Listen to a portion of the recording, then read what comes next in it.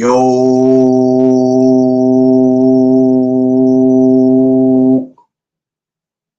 good morning, my people. Top of the top. It is Friday, September 26th. I want to thank my Lord and Savior, Jesus Christ, because with him, all things is possible. Salute to everybody out there moving in the streets, all kids that is going to school, parents that are taking them, or them that are going on their own. Please, kids, arrive there safe. Be aware of your surroundings. Don't skip the school. And parents, please get your kids there safe. No rushing. If you are late, that is your problem. Set the alarm clock. Don't rush trying to. Don't try to, put yourself in a situation where you and your kid could get hurt because you're trying to rush them. And if you're dropping them off to go to work, get there safe. If you're coming straight home from work, uh, get safe. You're going to work. Whatever you're doing, doctor's appointments, courts, shopping, wherever it is that you're going, be there safe. Excuse me, get there safe. I hope everybody's feeling blessed, appreciated, and thankful for seeing another day. And we're knowing with him, all things is possible. Happy Friday, y'all. I almost didn't get up to do this live. I was feeling a little out of it this morning, but it be like that sometimes. It feels like that sometimes to be out of it. It's just a natural feeling, but we still have to get up and do what we do. I want to welcome everybody to the morning chop ups. If it's your first time, welcome.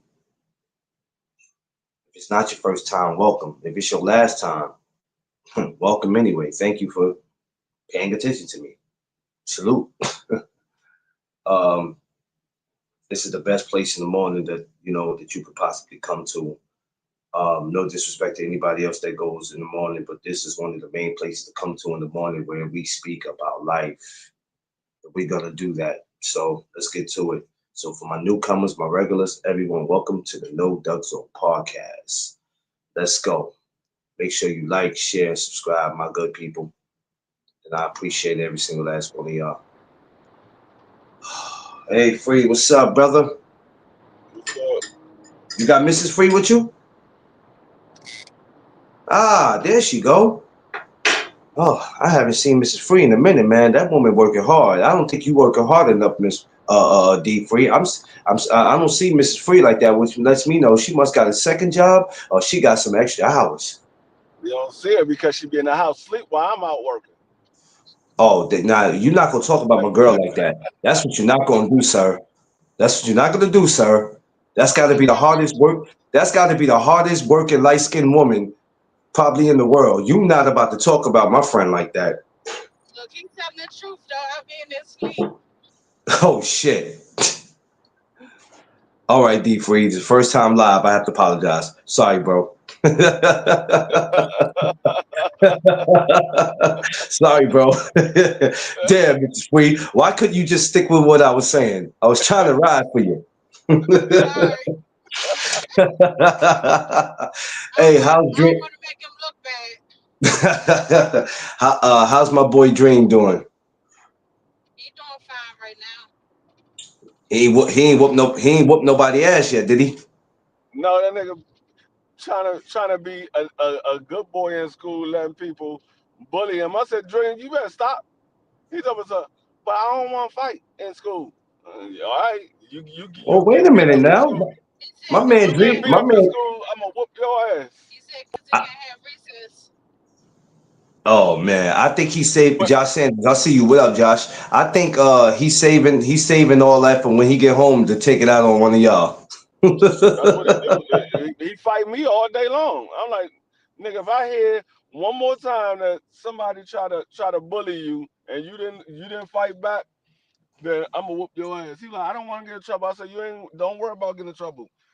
Somebody put their hands on you, you hit them back, and let me deal with the daggone teacher.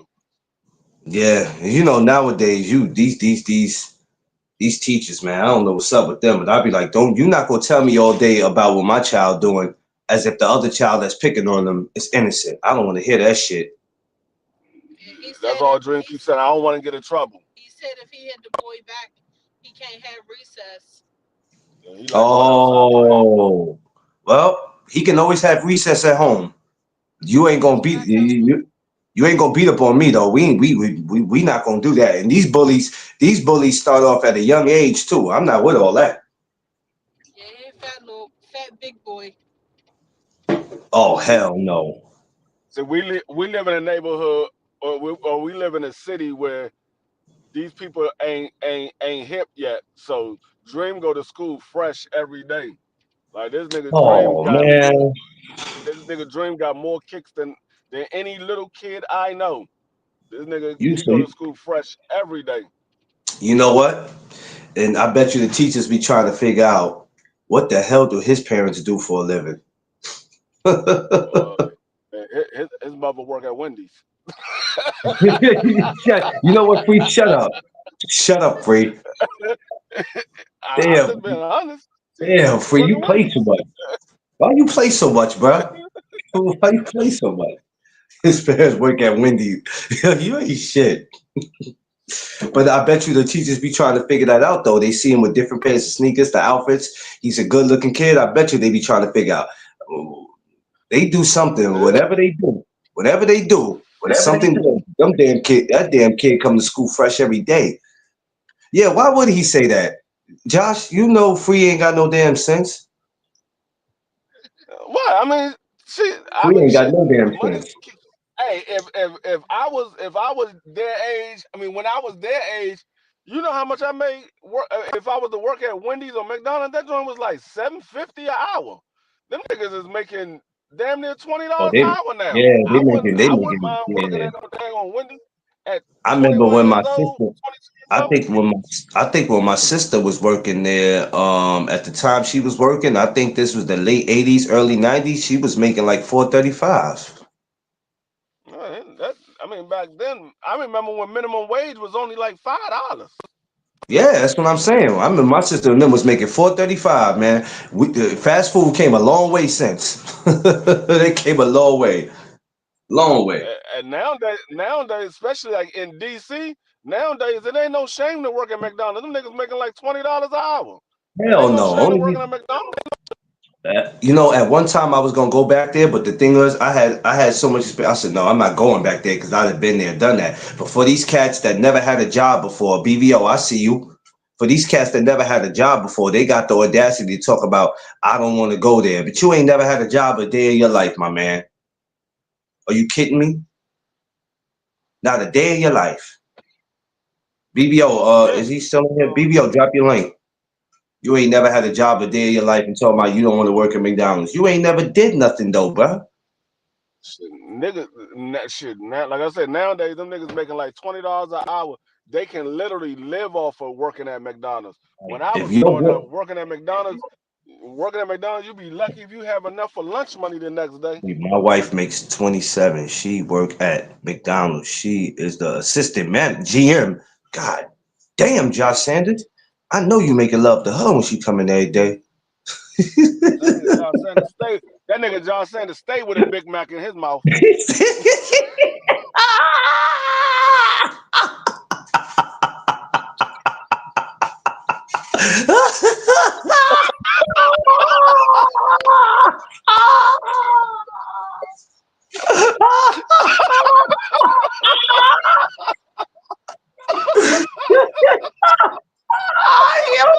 Boy, you an asshole.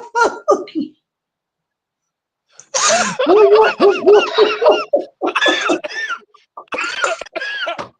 what are you saying? Look at stay with Big Mac in his. Oh my God. Oh God.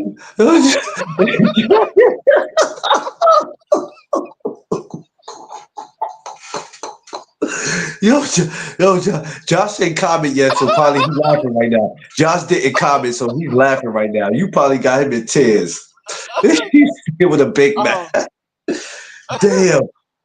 Hey, Josh, though, 27? I'm not mad. yeah. Hey, no, but like I said, I believe it. Like Hey, out man. here in DC, like they said, they start off like around $20 an hour at McDonald's. So He said, I'm dying. assistant general manager, He said, assistant I'm general dying. manager, I they knew he probably was make laughing. somewhere around 27? $30 an hour as assistant general manager. What? Wait a minute. Whoa. She's only been working there 3 years? And she had got that position? That means she earned that. She worked hard. And somebody told me one time that guilt is the most. Yeah. Hey, Free, she worked real hard for that. Because 3 years? There's some people that have been working at McDonald's 10 years and they haven't got that Just tell them position. that. What's your first? She been working that for 3 years and got that position? Hey, she worked hard. She worked hard for that. Can't, What's that song? We work hard for the money, so hard for the money. She worked hard for I that. don't know, maybe. But see, it's 4 screws to go in Hey, just there. I know, don't know if Josh you can Sanders, get it. when I come out there, Jeff Spark, I see you. Just know when I come out That's why there, he gave me a warning Josh because Sanders, he I said want my Big Mac. it wasn't. There's nowhere for me to put it at. She always work, even her vacation. Oh, even on her vacations. Oh, okay. Hold Okay. on one. Yeah, go ahead. I want my Big Mac when I go out there. I know that. I know that. Well, that's a hardworking woman. And I want to talk to y'all about something. This wasn't the conversation I wanted to have today, but this is what I want to talk about. Never eat Big Mac. Oh, you can save it for me, man. You can save it for me, Josh. I'll eat them. I just had one the other day. I'll fuck a Big Mac up. Shit, I'll fuck a Big Mac up. I promise to God I will. This is something I want to mention too, fellas, because this is something that's been going on years. Never feel some kind of way if your wife or your girlfriend is making more than you at your job.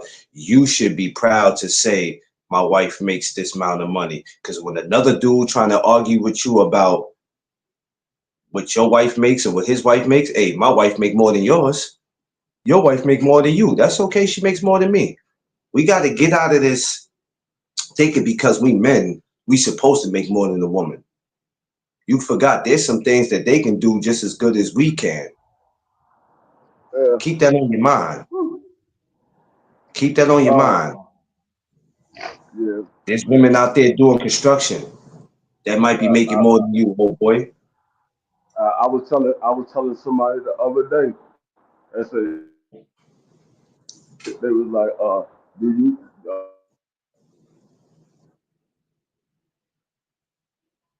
Oh yeah, he If going my out. wife makes more money than me, all that money going to the same bank account, but we got a joint account. So what are we arguing about? You understand what I'm saying? Like, if my wife makes more than me, so what? We keeping it in the relationship anyway. So what? I don't understand you idiots when y'all be thinking y'all can talk down on somebody when you go, your wife make more than you, your girl make more than you. So what? We keeping it in the relationship. What difference does it make? You dummies. As long as you keep a job, you can always get a good woman. I was taught coming up, yeah. So what are we talking about? Never get caught up in that. How you let your woman make more than you. First of all, whatever she makes and whatever she's getting, I'm not in charge of her making that. Whatever company or job she works for, they're responsible for her getting that, not me. So how you get mad at me as if I'm in charge of what she makes? How you allow your wife to make more money? Nigga, if I had control of how much money I make, nigga, I wouldn't be working. Because I I would have made swear $1 to God. million an hour and then I would quit. This is what I'd be like, dudes be stupid. Cause I'm like, if right now, if I could be in control of what I make, shit. Bro, if I literally can control how much I make, I will make $1 million an hour, work 8 hours, and quit. Man, listen, like we just spoke about when we spoke about being monetized. And once I could start making 6,000 to 10,000 a month, man, it's quiet. If I could be in control of that, beautiful. Beautiful. Niggas just be saying ignorant stuff because they hear somebody else say it and it sounds cool because Yeah, you it sounds respect cool. the person that said it. Let me tell you, Y'all know dudes how that's born. dumb Let it me tell you. sounds? Let me tell you dudes that's going around doing that. You dudes that's going around doing that, trying to tarnish, especially sometime a dude could be your friend and you sit there, you say that to him, how your woman making more money than you. And let me ask you something, clown. What are you making? And even if you are making more than your wife or your girl, that makes you better. That makes you so you feel some type of way. You feel like you can't be in a relationship with your woman because she makes more than you. Man, get the fuck out of here. No. Get out of here, man. Like, You got to be kidding. You got to be. Yeah, he said I would. Then, yeah, you would quit and work with Free, right? Yeah, if he was making that shit, if Free was making that kind of money, I'm moving the way he at. I may not move to his neighborhood, but I'm damn sure moving to the state. He'll be wondering why he in the grocery store and every time he come down the aisle, here it is, my ass is pushing the shopping cart. Shit. Y'all dudes stop tripping off that. Y'all make me sick with that. Oh, you make more money. You dudes are so goofy. Y'all find the stupidest things to talk about. Stupidest things to talk about. Really, it's smart, but they think with their private parts. Yeah, they do. I'm not a man. I'm not a man if she makes more money than me. Man, y'all niggas is crazy. the only ones that think like that or care about something like that are the niggas that's insecure Very because insecure. they fear if their woman makes more money than them, then she's going to end up leaving them because she don't need them. Well, if she's with you for your money, then you don't need to be with her anyway. You don't need to be with her anyway. And that's why a lot of dudes don't be wanting some women to take I'm not certain saying jobs. anybody for their money. Because when they hear I what that never job dated pays, anybody for their money. he don't like certain dudes. This is how soft a lot of these dudes are in the world. Don't want your woman to take a certain job because it probably pays more than what you make, or it just pays period, Yeah. and you don't make anything because you ain't got nothing. I'm not tripping off what Tiffany makes. Hold on one second. If I made if I made 17, $18 an hour and Tiff made 30 an hour, you think I'm tripping? Are you crazy? I'm not tripping. I'd be proud to say, at least my woman got a job. You got some of these women just going around depending on the system and they ain't making nothing. They ain't got nothing going on. They just waiting for welfare to drop a check out the sky. I'm proud to say my woman works. Who gives a damn if she made 30 more dollars than what I make? At least she got a goddamn job, you morons. Underrated, the number one grinder, the best kept secret on social media. My brother, what up? Good The morning key is, to you man, and to Big maintain a Free and job. everybody.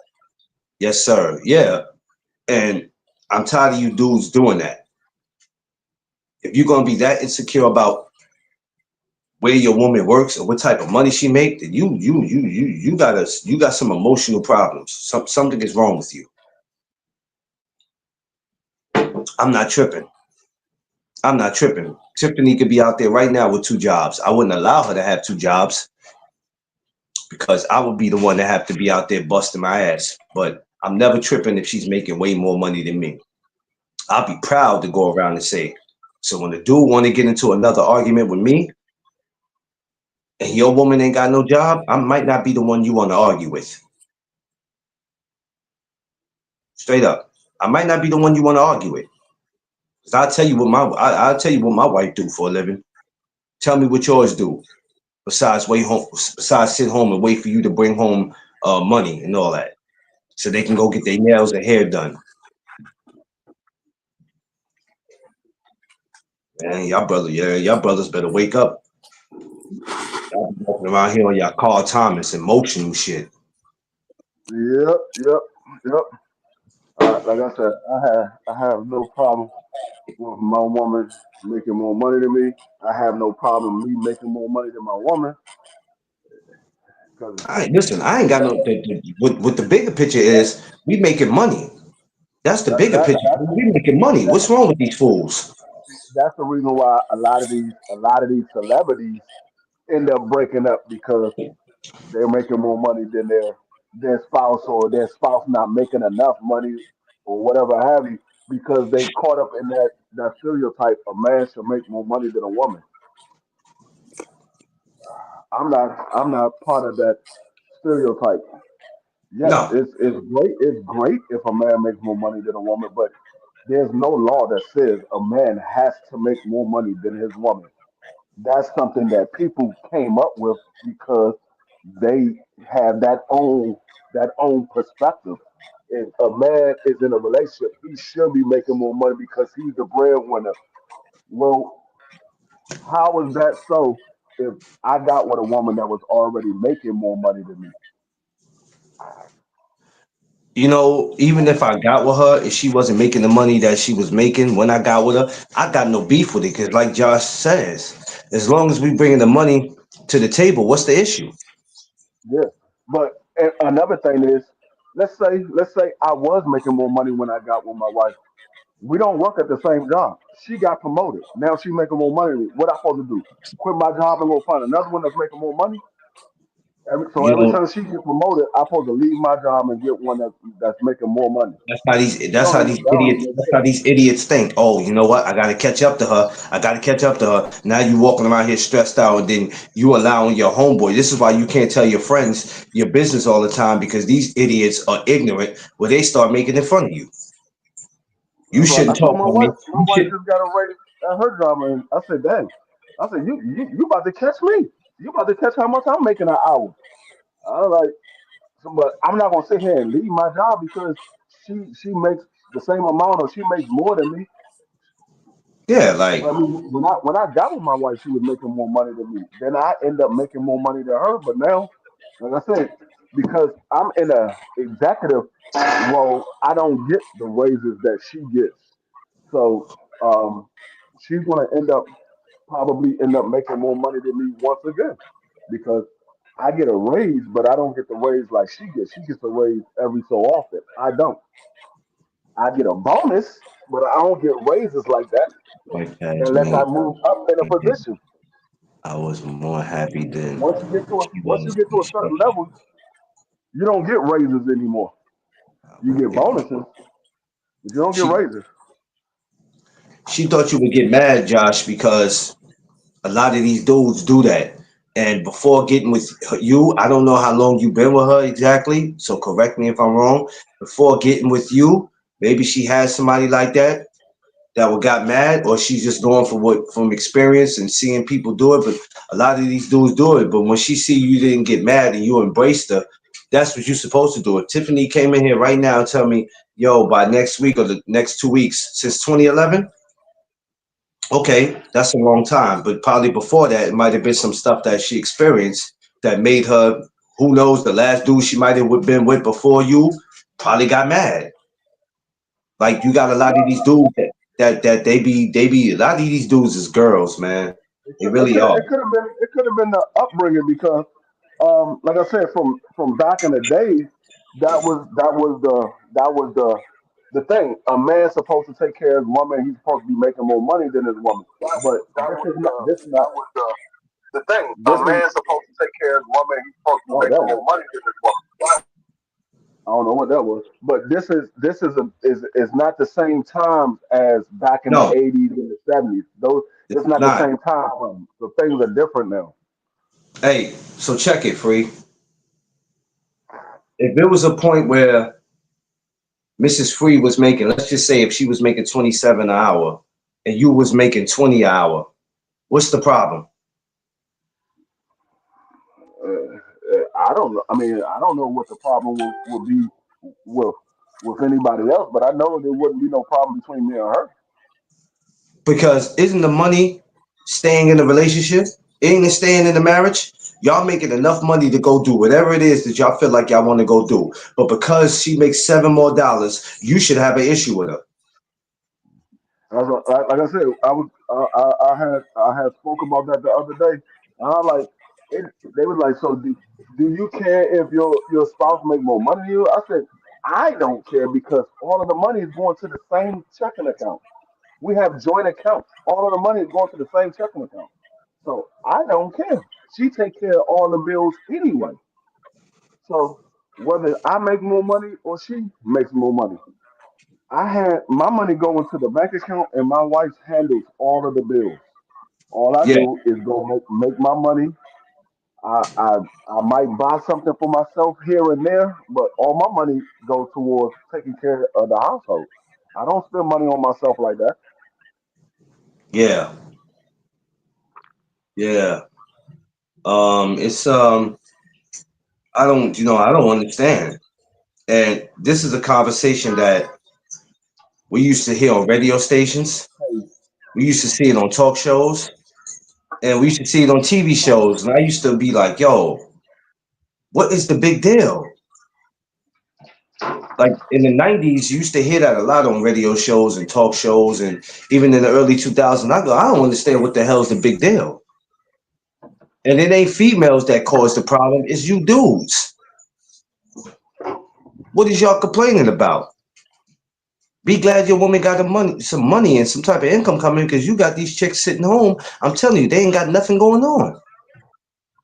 Hey, Nothing. Depending on welfare. I'm gonna tell you like this. A lot of times you wonder why a woman cheated on you because she got nothing but opportunity. She sitting at home doing nothing the entire time, and she go outside to go get the kids off the daggone bus, or go outside to take the trash out because you at work, and a dude holler at her. Yeah, she might turn her down a couple of times, but eventually she might see somebody that kind of sparks her interest. Yeah. I see it every day where I live at. Shit, there's a I used lot to of see them that. out I here used that to see that ain't all nothing the going on. I see that all the time living in Mount Kisco. Yeah. The rich stay home moms, the rich stay home moms, stay man. Yeah. Underrated. What's up, bro? What's going on, family? What's going on?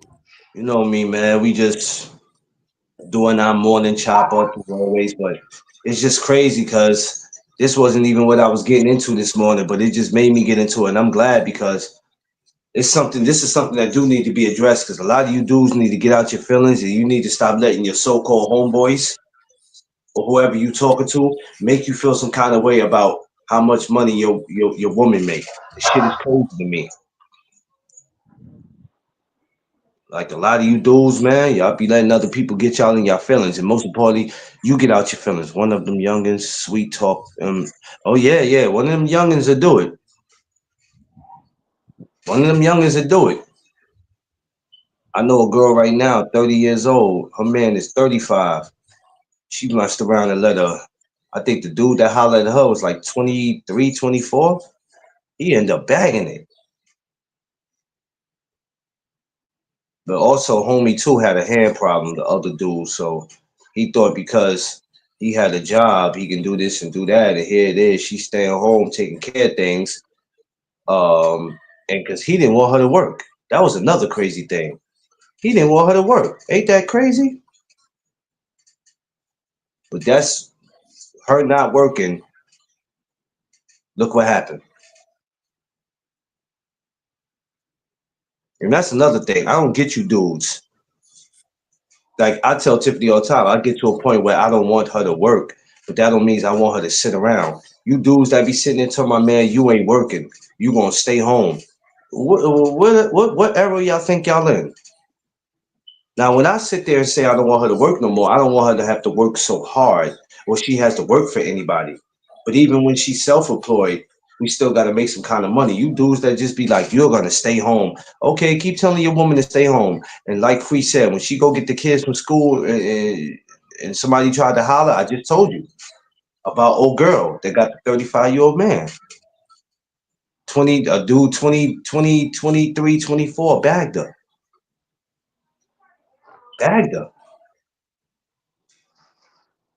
Man, y'all dudes better chill out, man. I'm telling you, y'all done switch places with the females. I told y'all became the new females in 2025. Like, what are we doing? Your woman making money.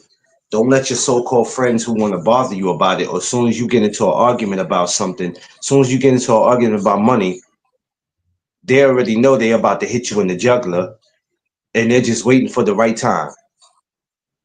They're gonna The bad bring thing men. about it is half the ones that sitting there talking about that stuff don't even have a woman. Exactly. Don't have a woman. Got multiple baby mamas. Leave work, Clarence. They didn't know they was setting themselves up. Yeah, they didn't know. Dude, the 35-year-old dude who had the 30-year-old woman. First of all, like I said, he already had a problem with his hands. He didn't want her to do anything. One day she just went out. This kid, 23 years old, seen her, hollered. Now, usually when you're 30, you see a 23-year-old, you like, you know, at 30, because you made it to 30, you thinking, man, you too young for me. But he got it. He got it. And takes good care of her. To be 23 years old, do right by her. Yeah, but you dudes, if you got your so-called homies making fun of you, like Free said, 9 times out of 10, they either ain't got no control of their household or they ain't got no damn woman. So they shouldn't even be talking. That's why I don't tell people what my wife makes. It ain't their fucking business. It really ain't their business. Because people act like they being genuine, like they just want to know, like as if they want to go for the job. Oh, I might tell my wife to go for that job or whatever. It be bullshit. Because then it's like, all right, so what do you make? So if I'm a porter and I clean, I might not make as much as my wife, but it don't matter. I'm working. Just because you work for the city and you might drive a bus or drive a train or you work for New York Transit, don't make you better than me. We got to stop this stupid ass competition about who makes more money than who.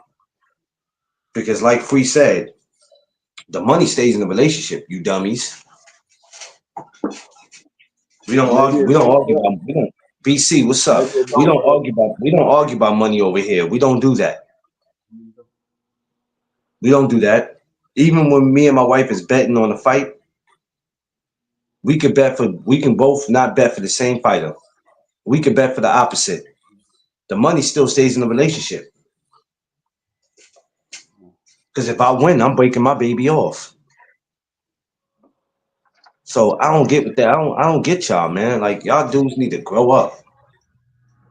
Grow up. All right. Y'all letting these women outshine you in intelligence. Because y'all want to be ignorant.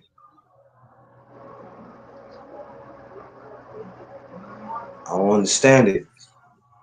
I don't understand it, underrated. What's up with it? I don't know. Ain't wrong. You ever had that underrated? What? Where you was in a relationship in your younger days. You might have had a woman making more money than you. I don't know. And did it ever make you feel some kind of way, or you just never paid no attention to that? I ain't paid attention to it. Told you. Oh shit, Free. Hold on, Free. Free trying to come up, and I'm Because like, if you could, like if you could remember in your household coming up, did your father make more money than your mother? at times it was. Then when my mother went back to school to do hair, in her later years, it's still, it was the same. It didn't bother them, but the money went back. Money went back to the family. And plus, she want to get something for herself. She got something for something. After she take care, make sure the kids, and make sure we find and everything. But if she want to go taking, when she want to like go to when she want to go to beautician school, my father said, "Yeah, okay, go beautician school. That's what you want to do. I support it." So it was no problem. Was no problem. He didn't feel no certain way,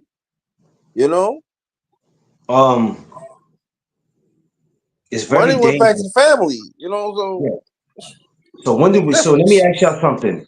When do we? I'm not saying it's not happening, but when do we get back to that? When do we just get back to worrying about money staying in the family and stop worrying about who makes more than who, and stop letting what other people think affect us? Because sometimes we get mad. Not saying none of us up here, but men, they'll get mad and then go back home and take it out on on their wife or their girlfriend.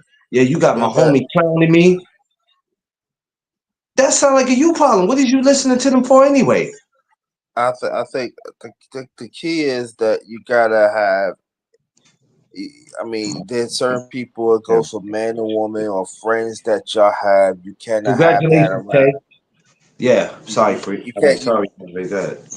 I mean, you can't have them around, man or woman. If they have friends and they negative, they toxic and stuff, and they took you because they're letting you know they don't have nothing. You cannot have them around. You can't have none of them get in the way, and it goes vice versa too. So it's up to upbringing. That's what I'm saying. See, I was around. See, my late mother's side and my late father's side.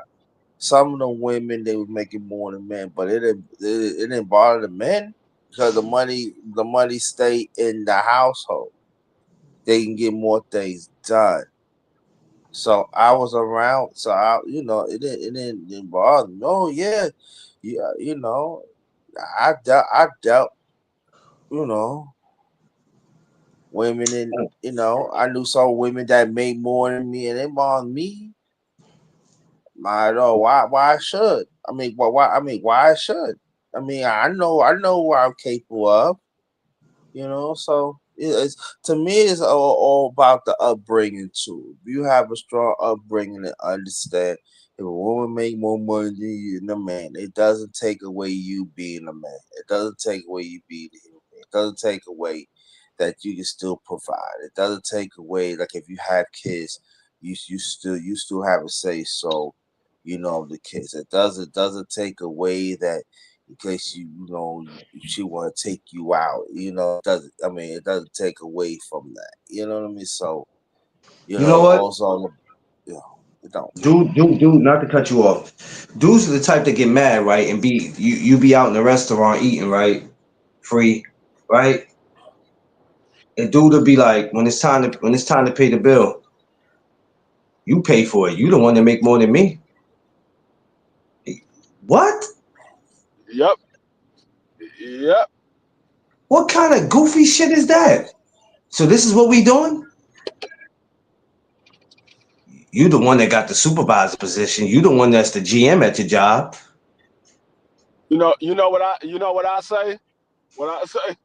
I said, "Hey, babe, I left my wallet in the house. Can you get out your bank card?" My wife, was, "Hey, babe, I left my purse in the car. Can you use your bank card?" It doesn't make a difference because both bank cards go to the same bank account. It doesn't make a difference which one of us pay the bill. They both go to the same bank account. Yes, because and I think that's why in certain situations, for any woman that's single, everybody deserves to be with somebody. But sometimes you save yourself a lot of heartache and pain because you get with a dude, either two things will happen. Either he'll take advantage of what you do for a living and figure I could be with you because you get money. And then it's that, oh, I can't fuck with you. You make too much money for me. Huh? What? So you are intimidated Since when that? by what somebody makes? Since since when that became a issue of how much a person makes? Man, When did that become an issue? that's what I would like to know. When did that? Yeah, it's crazy. It's crazy, Josh. But I'm telling you, the shit that comes out of a man or is supposed to be man's mouth is ridiculous. It Now is I can intimidation. understand if a woman looks at a man and he's not working and she's like, okay, I'm not talking to him. He's not doing this. He's not doing that, or whatever have you. She might have that's a deal breaker. But since when a man say, hold up, I'm not talking to you. You make too much damn money. I ain't never heard a man say, I'm not talking to Shorty. She makes too much money.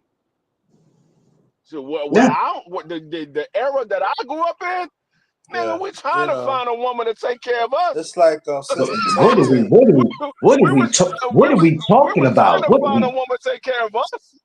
Let me tell you something. I remember being in high school. I remember being in high school free. I worked at McDonald's, and shorty that I was dealing with, she worked at the salon. Um and I thought it was dope. Now I was making money at McDonald's, but she was making a killing at that damn salon. Mind you, we two young kids. We're 19 years old, and I never bitched about it. You know what the argument I used to get into with dudes? I used to be like, "Well, what do your chick do for a living?" And these are conversations I'm No, having at 19 years old. And I'm like, you make it. I said, but your girl goes to where my girl work at. So what is you talking about, you clown? And you ain't paying for her to get her shit done. That money coming out of her pocket. Like, what are we I'm gonna tell talking you like about? this. DP Rocker, When what's I, up, my like I guy? said, DP. when I was coming up, we was looking for a woman to take care of us. Nigga, like, you You got a woman know, to take care of you. This at the nigga that end of the came day, up. like This Sister nigga that Tay came Tay, up. right? She said tomorrow makes 58 years that they've been together. That's beautiful. Well, you know her You know what father. I'm saying? You know her father passed. So God rest his soul. Right. Oh, I'm sorry, father passed, but it would have DP been Rocker, 58 years. But it's beautiful. DP Rocker looking for a And sugar we should mama. talk more about it. And there are some examples that's like that. But it goes to show that they work together. They didn't let money get in the way, and then they kept the money, the family, and they enjoy each other. And that's the thing that we, the men and the women, gotta understand that you got, and so we got some men that, oh, she make more money than me, and and also there are some women out there, they throw it at it too. So we gotta say that too. DP But at Rocker, shut up. DP Rocker is stupid. You see what he said? You Hey, see what he said? I'm Underrated. DP Rocker from the yeah, DP Rocker from the same. He from the same yeah, era I'm yeah, from. yeah. That's how DP we was looking for DP women Rocker is to be able to stupid. take care of us. Yeah, you Yo, DP crazy. Rocker, I love you, bro. But something is wrong with your mental, yo. He said teeth or no teeth. I'm done with him. I'm done with him. I'm done with him. Oh, I'm so done with him. But the truth is, like Free said, when did it get to a point where we tell a woman, hell no, you make too much for me, or we just go, yeah, she make enough money, so I know I can, yeah, that's who I need to be with because I know I can get whatever I want out of her. Like, what's wrong with you dudes? As long as you got a job, that's what I'm looking for. I'm looking for a person that's working. That's all I care about. As long as you working. If you make more money than me, so be it. If you make less than me, so be it. As long as you working, that's all I You care got, about. let me tell you You something. working. So I know that money gonna add to what I make. Do y'all realize? When y'all are married, if y'all file y'all taxes, y'all file jointly, all that money is counted together. It's not counted separately. It's only counted separately if you pick the count your money separately. They automatically count your money as a combined income. You choose to say, okay, I want to file separately. You choose that. They automatically put your income together. So why are you separating the income if that's your woman or that's your wife? Why are you separating? I don't understand. Oh, I can't have my woman make more money than me. Why? The government don't look at it as she making more money than you. The government look at it as all one income. But you can't tell these idiots that I don't care about how much money you make. She said, if you stink, I don't want you. You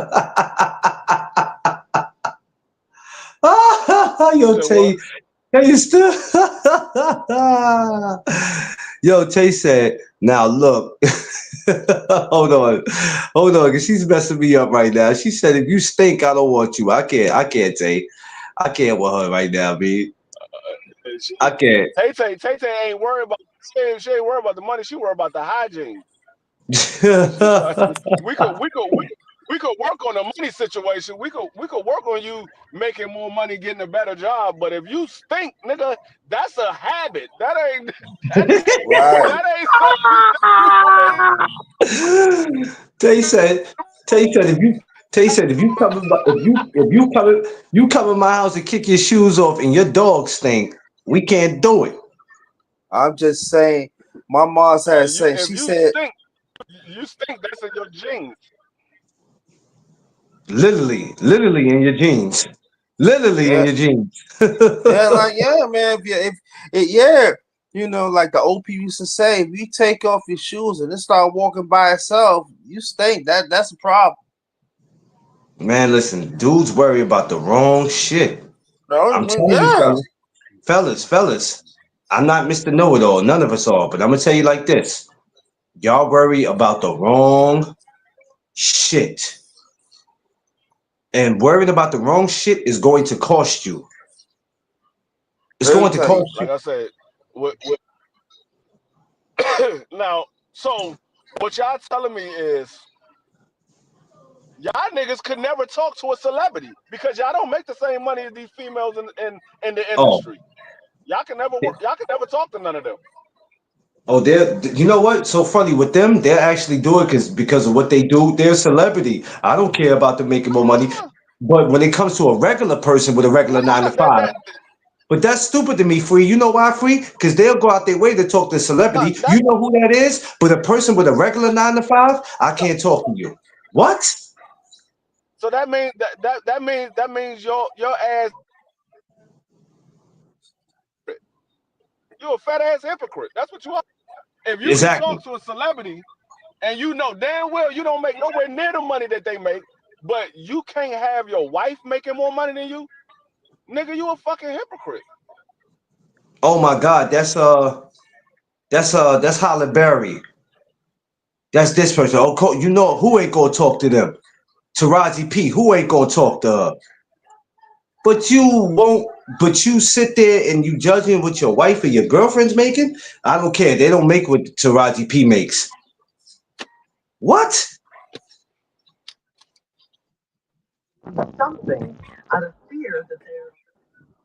Are you kidding me? Some of y'all dudes are super weird, man. Y'all are weird. I don't understand. Underrated. I don't understand. I don't get it either. I don't get it. Oh. I don't get it. If your woman got two jobs and she's making minimum wage and you got one, deal with it.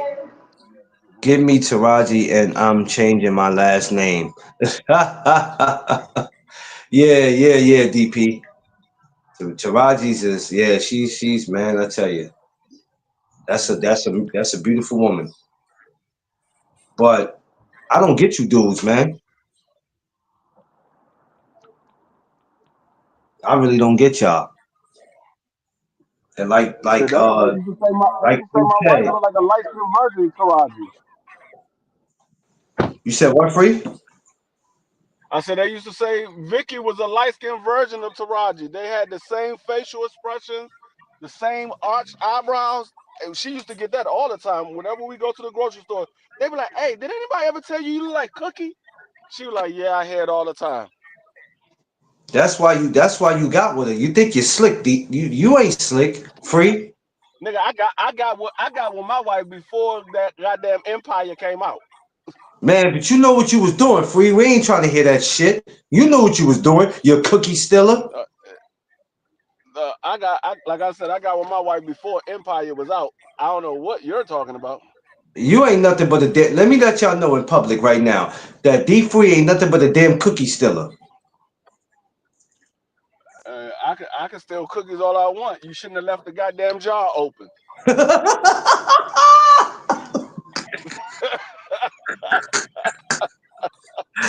Ain't my fault you left the jar open. Yo, this is why I don't talk to this dude, man. Oh my God.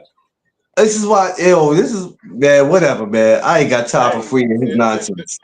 the cookies wouldn't get steal. It wouldn't get stolen if you put the cookies in the jar and move the jar.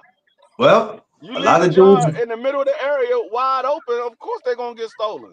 I tell you what, a lot of you dudes right now, because the way y'all acting and y'all behavior, y'all leaving the damn cookie jar open. You keep on. All right, let me ask y'all something, right? Let me ask y'all something. Y'all can be real with me. I can see y'all dropping a lot of names. So if we got Lauren London, we got Taraji P. Um, give me another name. Who else? Who else? Who else? We got Maya. You We got got you all got three of them. daggone We you got got all Kiki three of them. Parker, you got Kiki, Kiki Kiki. Parker, you got you got So, so, and Lynn Laura London, Winfield. so I'm Taraji, asking you. Honey So what I'm Bear. asking is, if all five, if all four or five of them are walking down the street together, chilling like regular women do, which one y'all hollering at first? I don't know about y'all, but I know I'm hollering out all 4 or 5 of them. Come on, that's just greedy free. Come on, man. Damn. Dog, is whichever one take the bait. You gotta throw out more fishing lines if you plan on catching a fish. You can't just throw out one fishing line and say, "Yeah, I'm gonna catch a fish today." Nah, you gotta have more than one fishing line. And it cannot be no dry So fish either. you gotta throw out more than one fishing line, dog. Oh well, you know what? You right. Nah, you right. You right. Now yeah. Well, he said, "Yo, DP, something wrong with you, man. DP crazy as shit, bro. I swear, boy, DP, you something different. DP is something different, man. Jesus Christ. I can't see y'all, boy. I can see these celebrities walking down the block and y'all just torturing them. Y'all are crazy. But yo, man, on a serious note, you fellas better relax and take notes. Leave your woman alone, man. Let her make her money, man. Stop your blood clot crying.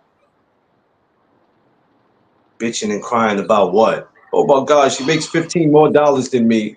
What are my friends gonna think about me? What are my parents are gonna think about me? Get the fuck out of here. Who cares? Who cares? I married her and I'm with her for her. Let me tell you something. When I got with when I got with Tiff, I never worried about any of that. I didn't worry about what people thought about her. Tiff was getting called all kind of names. What does she do for a living? She's a fat ass. She's this, she's that. There's a lot of Yeah. shit I had to deal with when I got with her, but that never stopped me from saying I do, because I never gave a fuck about what people thought. Y'all better stop letting other people determine how you feel and how you think. I keep telling y'all that. Stop that shit, bro. That's why a lot of people who should have been with people today lost their opportunity because they worried about what somebody else said and thought. My question to those individuals, if this is a person that makes you happy and you like being with that person, but you care about what somebody else think, are you sleeping with the other person that you care about what they think? Because if But you sleeping with them, then it makes sense. But if you but ain't but sleeping with them, what difference does it make what they think? You ain't but sleeping but with but, them anyway. but D free. But that's the problem They though. ain't the ones that you plan on spending the rest of your life with. They ain't the But ones you D plan on having sex with. So why you care about what they think? but D free. But this the problem though. We gotta understand. We gotta unpack this though. Let's unpack this right now. Right. Let's talk about that man Oh or yeah, woman. Fantasia definitely got cheap. You know. Yeah.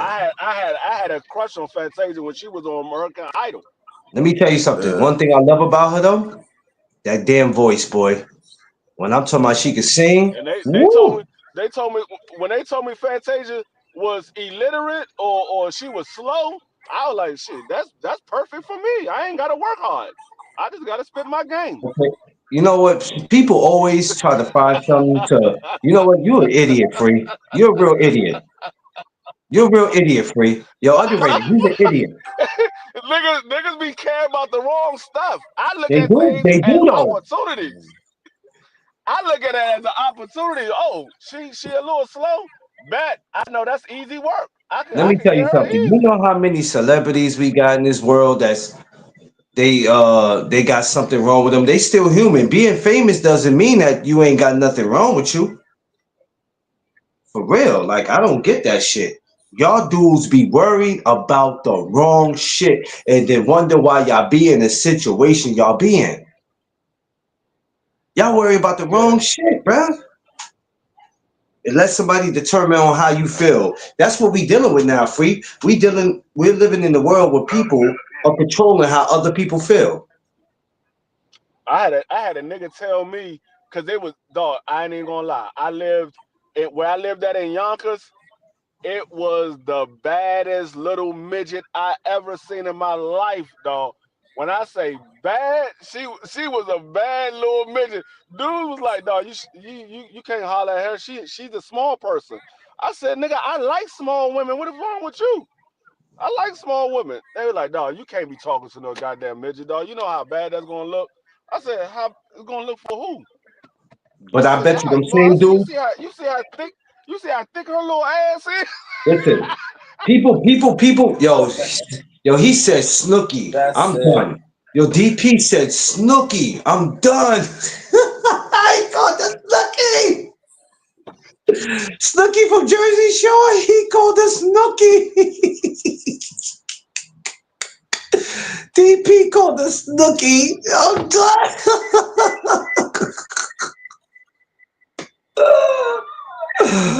Oh man, I'm done. Yo, man, I bet you people were telling him that underrated, so he couldn't get it. See, us fellas, we not stupid, right? We tell dudes not to holler at something. Sometimes we looking out for them, but sometimes we trying to make sure they don't get it because we trying to hope that we get it. Dudes ain't stupid. Hold on. We know what we doing when we tell a dude don't holler at that. Either we looking out for him because it's no good, or we don't want him to get it before we get a chance to get it. Or we just don't want to see him with it. Like, come on, man. We know what we be doing when we doing it. It's crazy, man. Some of y'all dudes, man. I need y'all to take y'all Victoria panties off, man.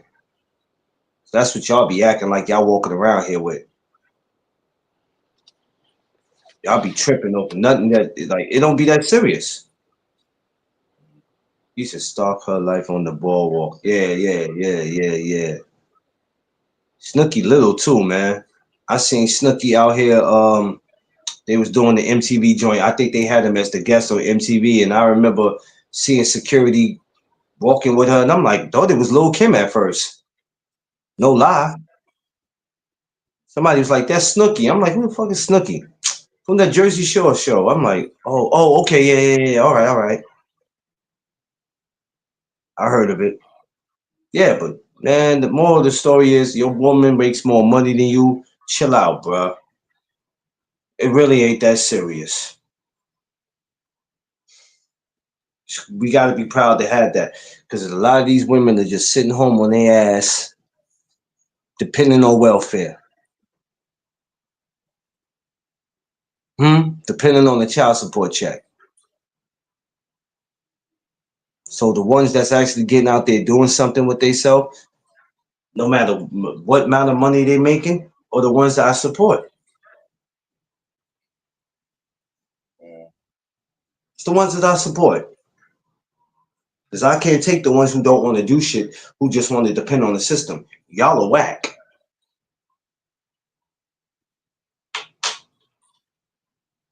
Y'all depend on the system so much, I'm surprised y'all not working for them.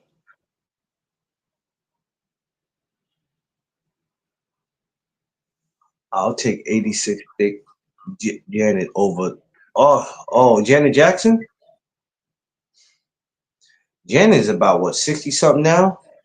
And still look amazing. She's my age, 59. She still looks amazing. She still looks amazing.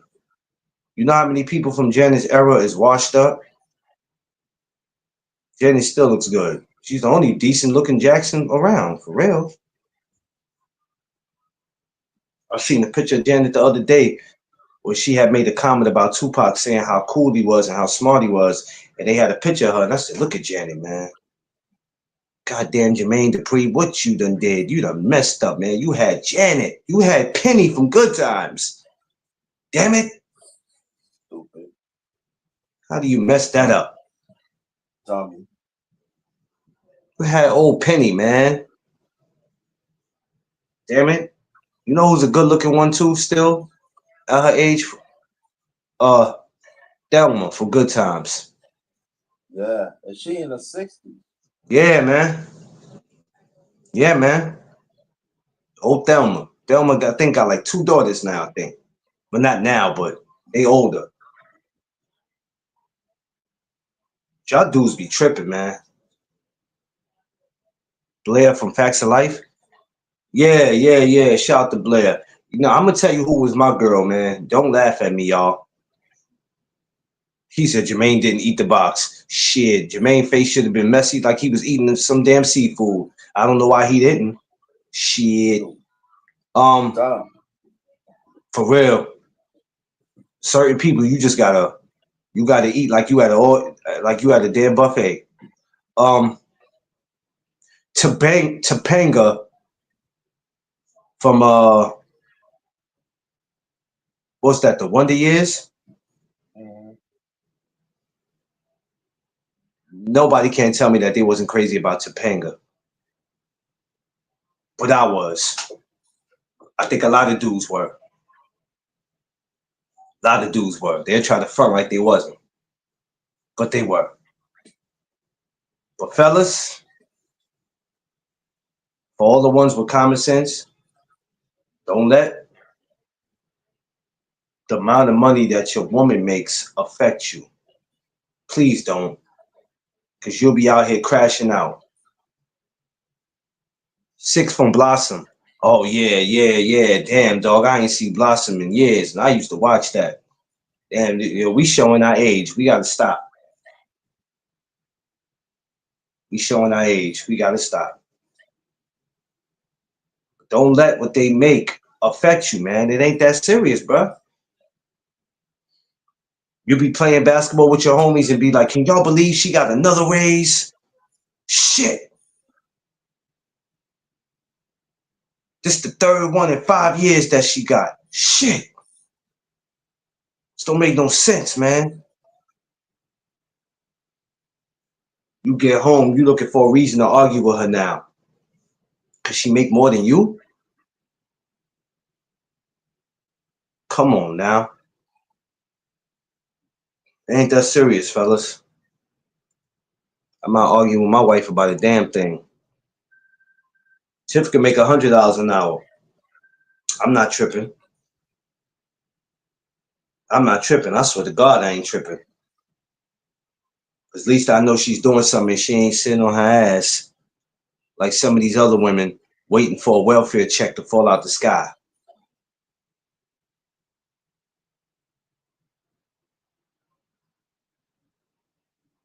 Some people are waiting for a miracle to fall out the sky. Not I, though. Underrated, what's up, bro? I'm here. My Brooklyn brother. What's up, man? Yo, when you come back to New York, we got to go around Brooklyn, man. Definitely. We got to walk around Brooklyn.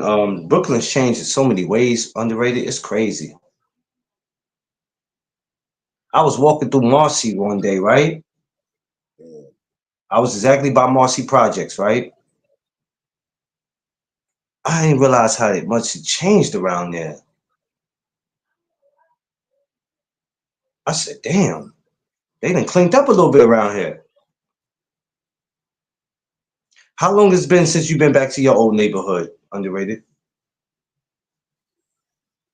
I said since 2019. Yeah, 2019.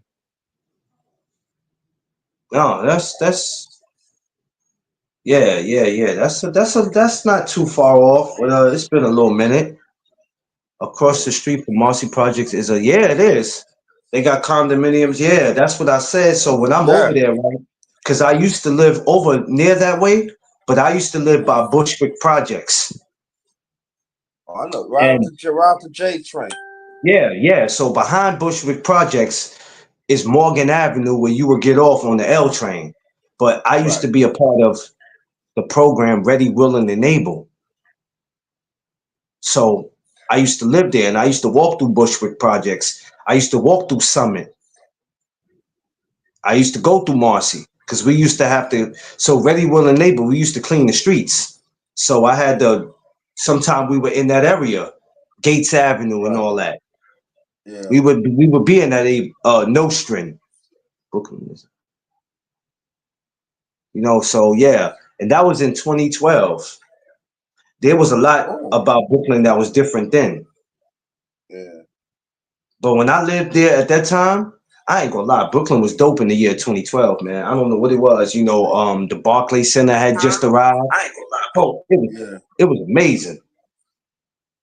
When the Barclays Center was first built, we was thrown off, right? Because we were like, okay, what is this that they building?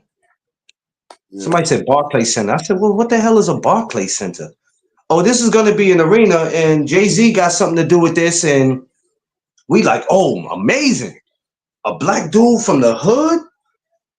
Now he didn't own all of it. I think he had partnership in it, but it was just crazy that knowing that he had something to do with it. I said, oh, they're gonna have events here. Da, da, da, da, da. And this is even before the New Jersey. This is even before we even had a basketball team, because there wasn't no basketball team. No, First basketball team to come there was the Liberty, I believe. Before New Jersey Nets became the Brooklyn Nets. But it was just amazing to see all that happen. But it was a dope year for me in 2012, man. I loved Brooklyn, man. He said, I lived in Bergen Beach, Brooklyn for 5 years. Yo,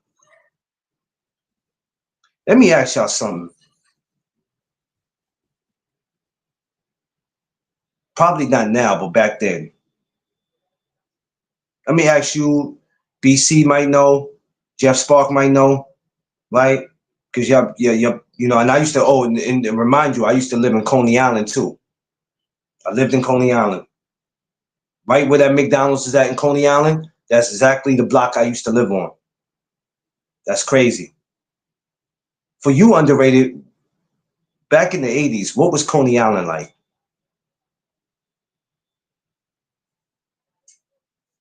If you were going there at the time. Or for anybody that might have been going to Coney Island at the time. It's Coney Island today is expensive, boy. Shit.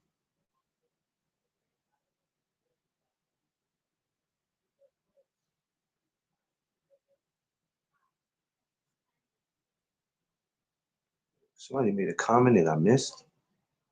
Check it out. Guns. Yeah. I know. Yeah, I know. BC. Jay-Z owned in the Barclays reportedly around. I was asking what was Coney Island like? Maybe like in the early 90s and 80s. What was Coney Island like? Because Coney Island today, man, Jesus Christ. Oh, you talk about spending money, boy. Jesus. I haven't been to Coney Island since, I think, 2019. Dangerous, right? It was kind of risky when I was there. When I was in Coney Island, I lived in Coney Island in 2009. I think I lived in Coney Island for about 9 months before I got out of there. It was crazy then in 2009. Prostitution, gang violence. Yeah. It was crazy, man. I loved living there though. I loved it though, but it was risky. Yo, it was risky. I ain't gonna hold you. It was risky. It was very risky. Getting off that D train, man. Once you got outside, man, you didn't know what was gonna pop off. Nah, you didn't. I mean, we talking about not even you walk to the boardwalk. We talking about Surf Ave. Man, you didn't have to walk to the boardwalk. All you had to do is get off that train, and you got people, mind you, you got people that's either from Brooklyn that's getting on the train because they got to get to their side of Brooklyn, or coming from another borough. Man, look, I remember one time, underrated, I got off. I was coming back from You know how they have the back to work program? I was coming from the back to work program. Mm. And at this time, the beaches had just opened up. Man, I walked into a Royal Rumble. These damn girls was in the train station. And when I mean, bro, when I said, man, when I mean they was rumbling, these chicks was rumbling. And I'm like, oh, come on. All I want to do is get home. I couldn't even get to where I wanted to go because it was so many of them. And it seemed like the more punches that was being thrown, the more women was getting involved. I was like, oh, shit. Yeah. It was crazy. But it was like when you woke up and you came out your door in Coney Island, you didn't know what you was going to see. Yeah. From high school fights to parents fighting. Somebody had a white sheet over their fit, man. That Coney Island in 09 for me was crazy. And I was like, yo, this shit is bug. Oh my God, this is bug. There I was a remember what I that, remember. This was years ago. When I went to Coney Island, I was talking to this young lady. This back in the 80s. So she lives in Coney Island, right? And when you get off of Coney Island, there's two. Well, it used to be two sides you get off. You get off of Surf Avenue or Steamwell Avenue, right? yeah. So when I crossed the turnstile, she said, "Jay," I said, "What? I thought we were supposed to get off of Surf." No, we ain't gonna get off. We walking down Steamwell. Now at the time I knew her brothers. You know what I'm saying? They say, "Yo, what up? What up? What up? What up? Yeah, man. Go, yo, yeah. Go on that side, man, because something gonna happen over here." Not knowing later on, one of them caught a body. Damn. That's I crazy. said, "Oh, there she." She said, "Yeah. Tell him when he go, man. Tell him go and stay well." And then it was like, yo, she so we're not like instead of take the bus or cab, we're not walk back because she lives. I forgot the name of the product, but she lives on Mermaid right on West 27th. So that was a walk. Yeah. We walked it because you cannot be part of it, and so we just chilled. But that's how Coney Island was. Coney Island was, I think a lot of people got fooled by Coney Island because they looked at the rides, but they didn't know behind those rides or surrounding those rides Yeah. was always an accident waiting to happen. You didn't know what you was gonna walk into in Coney Island. And me, I was the type that I could live anywhere you put me. And mind you, I lived in pink houses projects too. Just in case I didn't mention that. I stayed in pink houses. These are not neighborhoods that I'm making up. These are places I actually stayed. Pink houses right across the street from Cypress Projects, the same projects that the rapper Uncle Murder's from. And Brian Gibbs Glaze was around. Y'all know Brian Gibbs Glaze. If you don't, look him up. Very dangerous dude in Brooklyn. But yeah, you didn't know what you was going to expect when you walked out of there. You didn't know what to expect in Brooklyn, period. You just didn't know. But you know what I love about Brooklyn? They know how to have a great time, except for when the Juve parade comes around, they don't.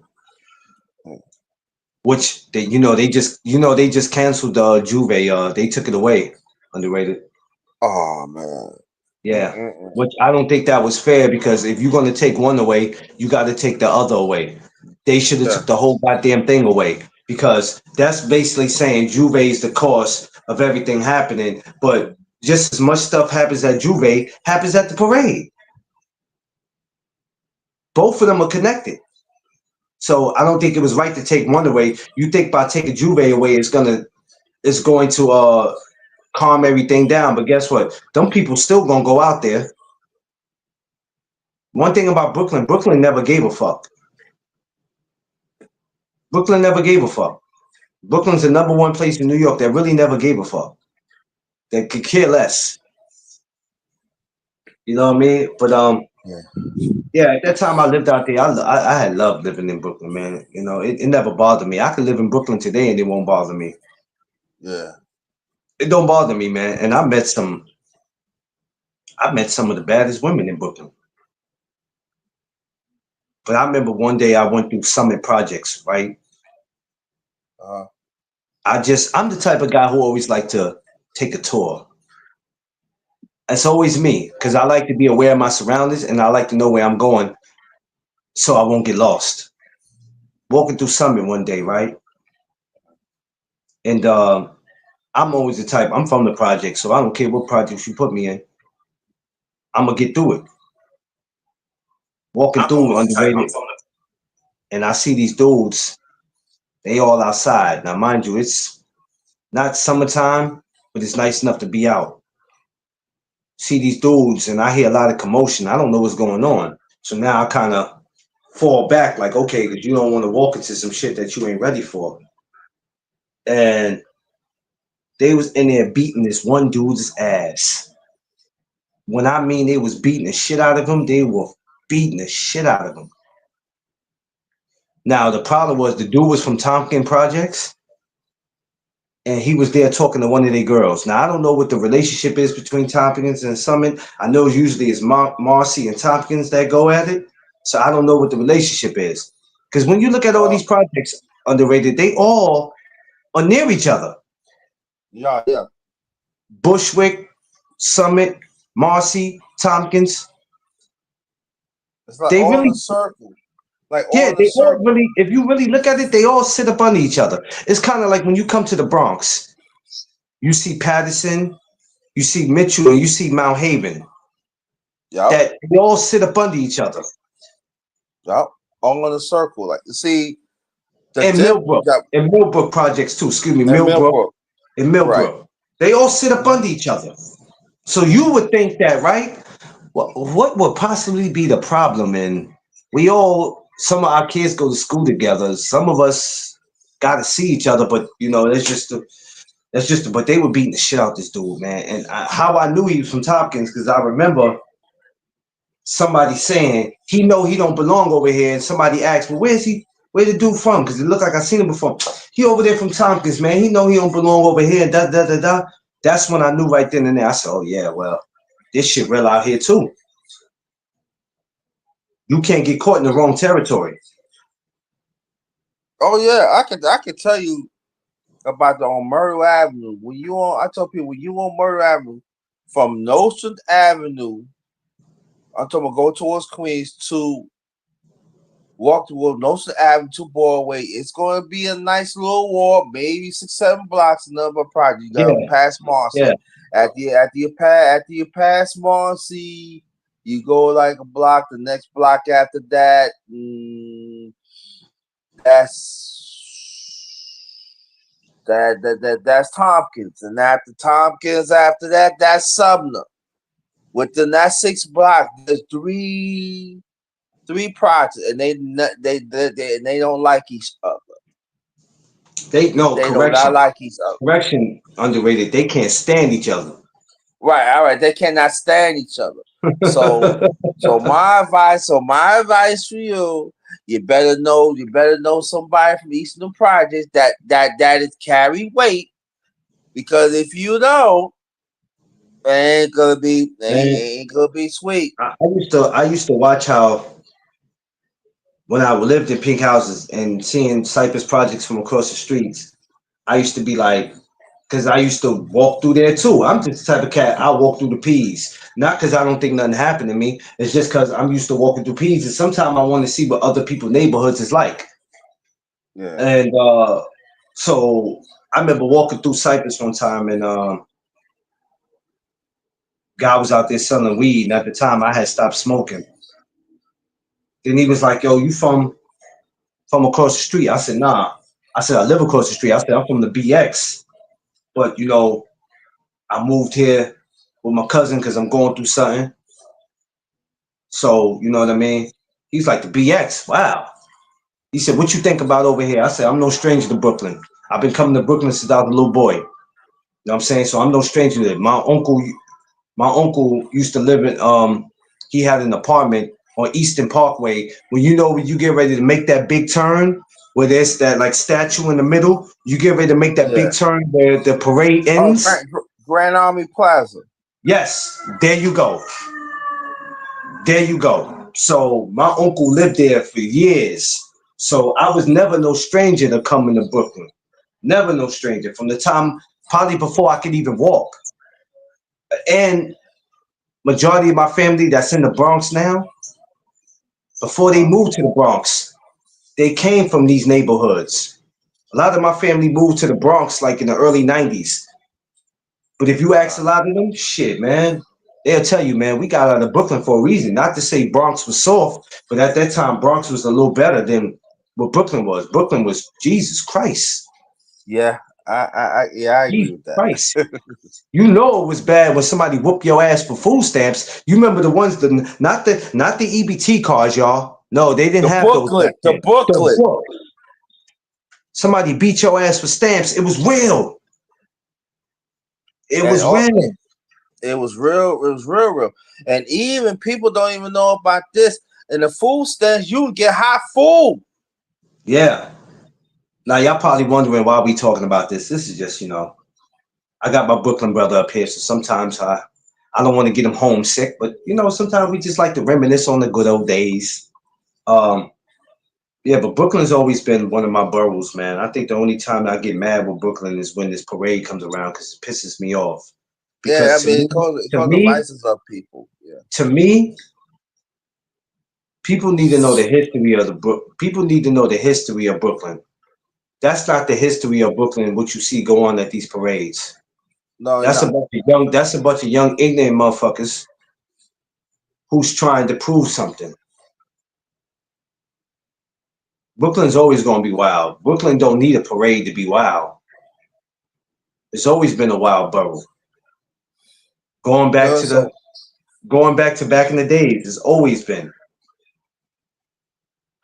But yeah, shouts to BK though, man. I love BK, man. Shouts to it, man. When you get back here underrated, we going to Brooklyn. no doubt. Oh, we gonna make sure the weather warm too, cause I ain't going out no damn cold. I mean, it's cool. I mean, like, people. I don't have no problem with to the Bronx. I have a little scuffle here and there in the Bronx when I first, because I used to go to the Bronx all the time, like by myself, and I had family there. So I remember when I got my first toothache. I had a bad toothache, right? And I remember walking from Morgan Avenue to Woodhall Hospital, oh, and I had a pain in my jaw, man. My tooth was killing me. I know it wasn't a dentist, but I remember where my face swelled up, underrated. I had to walk, and from Morgan Avenue to Woodhall is not a long walk, for real. no, not really. No, it's not. It's not really, No. yeah, it's not really a long walk. Somebody might make though that sound like a long walk. Nah, trust me, fam. Maybe if it's cold, it might seem like a long walk, but it really's not. And I remember going to Woodhall. And Woodhall became my hospital because I started going there faithfully. Faithfully, it was an okay hospital to me, man. Shout out to Woodhall though, man. Yeah, Woodhall was everything else in Woodhall. I said for me was him, but when it comes to dentists and stuff, it was no joke though. They take care of you though. Miss Knight, what's Hey, going good on? morning, Sister Michonne tonight. I like man how Miss Knight coming over here showing love. I appreciate her for that, man. That's real. Yeah, it's someone I'm like gonna wrench her. I gotta wrench her up, but I'm gonna have to wait because I can't do it through StreamYard. And if I had my other phone, I'll be able to wrench her up. I can't wrench her up from here, so I'm probably gonna when I come back this afternoon, I'm gonna probably go. I'm not gonna be on StreamYard, so that way when she comes back, if she comes back, I'll do it that way. But shouts to Brooklyn, man. Yeah, man. A lot of people don't know what it feels like to live in Brooklyn. They only know what it feels like to go kicking in Brooklyn. Kicking it in Brooklyn and living in Brooklyn is two different things. Yes, it is. I've actually lived in pink houses where sometimes I would have to wait to go outside because shootouts would be nasty. Yeah, and a lot of people don't know where Peak House is at. It's around water, Yes. There used and to be so a movie theater. I don't know if yeah, there's a there's movie. I don't know one if there's a way movie in, theater. Yeah. There used to be a one way movie in, theater. one way out. There used to be a movie theater over there. I don't know if Yeah, that movie theater is still there, but I don't think people so. people used to be shook to go to that damn theater. Where Gateway Mall was at and everything. All that used to be like dumps and swamps and all that. Only thing was over there was the Belt Parkway, like take you towards Coney Island or you going towards Queens and Long I was Island. just about That to say is it was it. like at the borderline of Queens, where when you Uh, crossed that highway, you was damn near going into Queens. And I used to be like, I walked that way one day and I was like, yeah, nah, this is what we not doing. Yeah, yeah. this is what we not doing. But yeah, BK was always my borough, man. I ain't gonna lie, man. I could live in Brooklyn right now with no issues. And I'm not saying um nobody ain't gonna mess with me, but I could live there with no issue. You know what I'm saying? BK is an okay borough. Any borough you go to is an okay borough as long as you mind your business. I mean, I love BX, man. You know Yo, me, I really do. I love BX. I got a homie right now that moved to Brooklyn. I said, how you like it? He said, dog, it's the hood. Don't bother me. All I do is go to work and come home. But I like it though, because he's single, so he like the women out here. Oh my God. Oh my God, yo. Brooklyn got Yo, some bad. let me. And he liked them Jamaican women, so he'd be like these Trinidadians, and he's like, this shit is amazing. I said, all right, fam, Yo. just don't get caught up in nothing, because you get caught up in something out there could be a death sentence. So just be careful. Yeah, bro. Yeah, but like the Brownsville chicks, these New York chicks, they different. That's all I can say. They different I had to check out. in a good way. I had a woman I was talking to from Red Hook Projects. Never again. Ooh. Oh, Red Hook. Let me tell you something. So at this time, I had a cell phone, but I had one of them flip phones, and so I remember meeting her. Matter of fact, I met her doing Juve. I met her doing Juve. This was the first year I went to Juve, and she told me where she was from. I said, all right, cool. Exchange numbers. It's time for me to go see her, right? I think I waited like maybe a couple days later to go see her. She said, come see me. So, all right, yeah, cool. I get the Red Hook. It's a whole bunch of dudes in front of the building. I'm like, here we go. Typical shit. They shooting dice. They chilling. They smoking. They drinking. Tell me why I gets on the phone. I call her. I said, yo, you got to come downstairs. There's a whole bunch of dudes in front of your building. I don't feel like walking through all that. Oh, man, that ain't nothing but my brother and them. Here we go with this shit. Now I gotta get investigated by her brother and the homies. Oh yeah. Here we go. I gotta get investigated by them. Here we go. Jesus Christ. And yeah, because that's in my mind, I'm like, here we go. Jesus Christ. I'm like, Lord, let me make it in and let me make it out. I ain't got no weapon on me. I ain't got nothing. I can't. I'm outnumbered. It's about 30 of these fools. I'm not from here. Anything could go wrong. And so I go up and introduce myself or whatever and say who I was here for. Da da da. I can't show that I'm scared because I still got to keep the side of, hey, I ain't no sucker. She came downstairs and got me, and we kicked it. But it was funny because every time when I came and saw her, it was like, oh, we got to go through this again. Come on now, we ain't doing this every time I come here. But I was always coming to see her. She wasn't coming to see me like that. She wouldn't come to the BX like that. She told me one time she didn't like the BX. I said, oh, really? Oh, well, I'm glad you mentioned that to me. I won't be coming to see you no more. So you think I'm going to keep my Right, that's how they do. No, That's 'cause how my being thing Red is- Hook is. But it's crazy, though, right? Because what if I said I didn't Yeah. like BK? If I said I Right. didn't like Brooklyn, then now you know how y'all get. Well, what you mean? Because, Brooklyn people can get very aggressive. If you just so happen to say I don't like Brooklyn, boo, be careful. And let me say about Red Hook. Red Hook is one way in, one way out. If you catch the bus to get back to the train station, great. Or downtown Brooklyn, great. It was one way in and one way out. Let me explain to you. Brooklyn, period, is one way in and one way out. The way in is knowing somebody and being there for a reason, and the way out is knowing somebody to get your ass out of there safe. Yeah. And even then, something might go wrong. You know what I mean? But shout outs to BK, man. I was just, it's one of my favorite places, man. To go. Queens is too. Shout outs to the whole New York City. Shout outs to the whole tri-state. Shout out to the whole tri-state, man.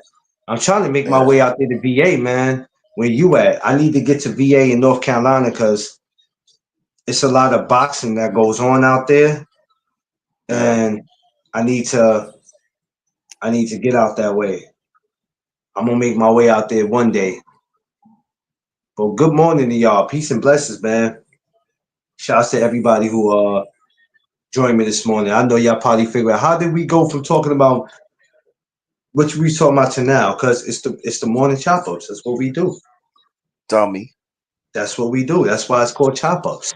Like having a regular. Nobody's gonna have the same conversation for 4 hours, unless you just ain't got nothing to talk about. But you know what though? I got a story. I went to the Bronx one time. I was talking to this girl. She lived in Throsneck. And anybody knew Throsneck? Oh man, that's my projects. Girl, Throsneck is a place. I mean, hold on. Shout out to Balcom. Shout out to Dewey. Shout out to Salah. Man, shout out to Throsneck. T-Neck, man. That's my hood. I ain't been over there in a minute, but that's my hood, man. And I'm gonna never forget this guy named Barry. God bless him. All right. I went there. I was talking to his sister at the time. I didn't know they were brothers and sisters. Come and think about it. Well, anyway, I went there. It's a two-fare zone with Throsneck. You better know people at Throsneck. Talk to one of my friends. You better know somebody. You better know somebody out there. So Barry was like the main person. He lives in Brooklyn. But he said, so, I was talking, like that. So she said, yeah, I got a brother named Barry. Huh? I said, yeah, I know a few people named Barry. So he came down the stairs. He said, yo, that's the homie. That's my man. That's Brooklyn fam right there. Man, I miss him. But anyway, right? And at that time, he was into a lot of things. He said, for one thing, bro, he said, listen, man, yeah, here's some change, here's some money. And because he had an apartment on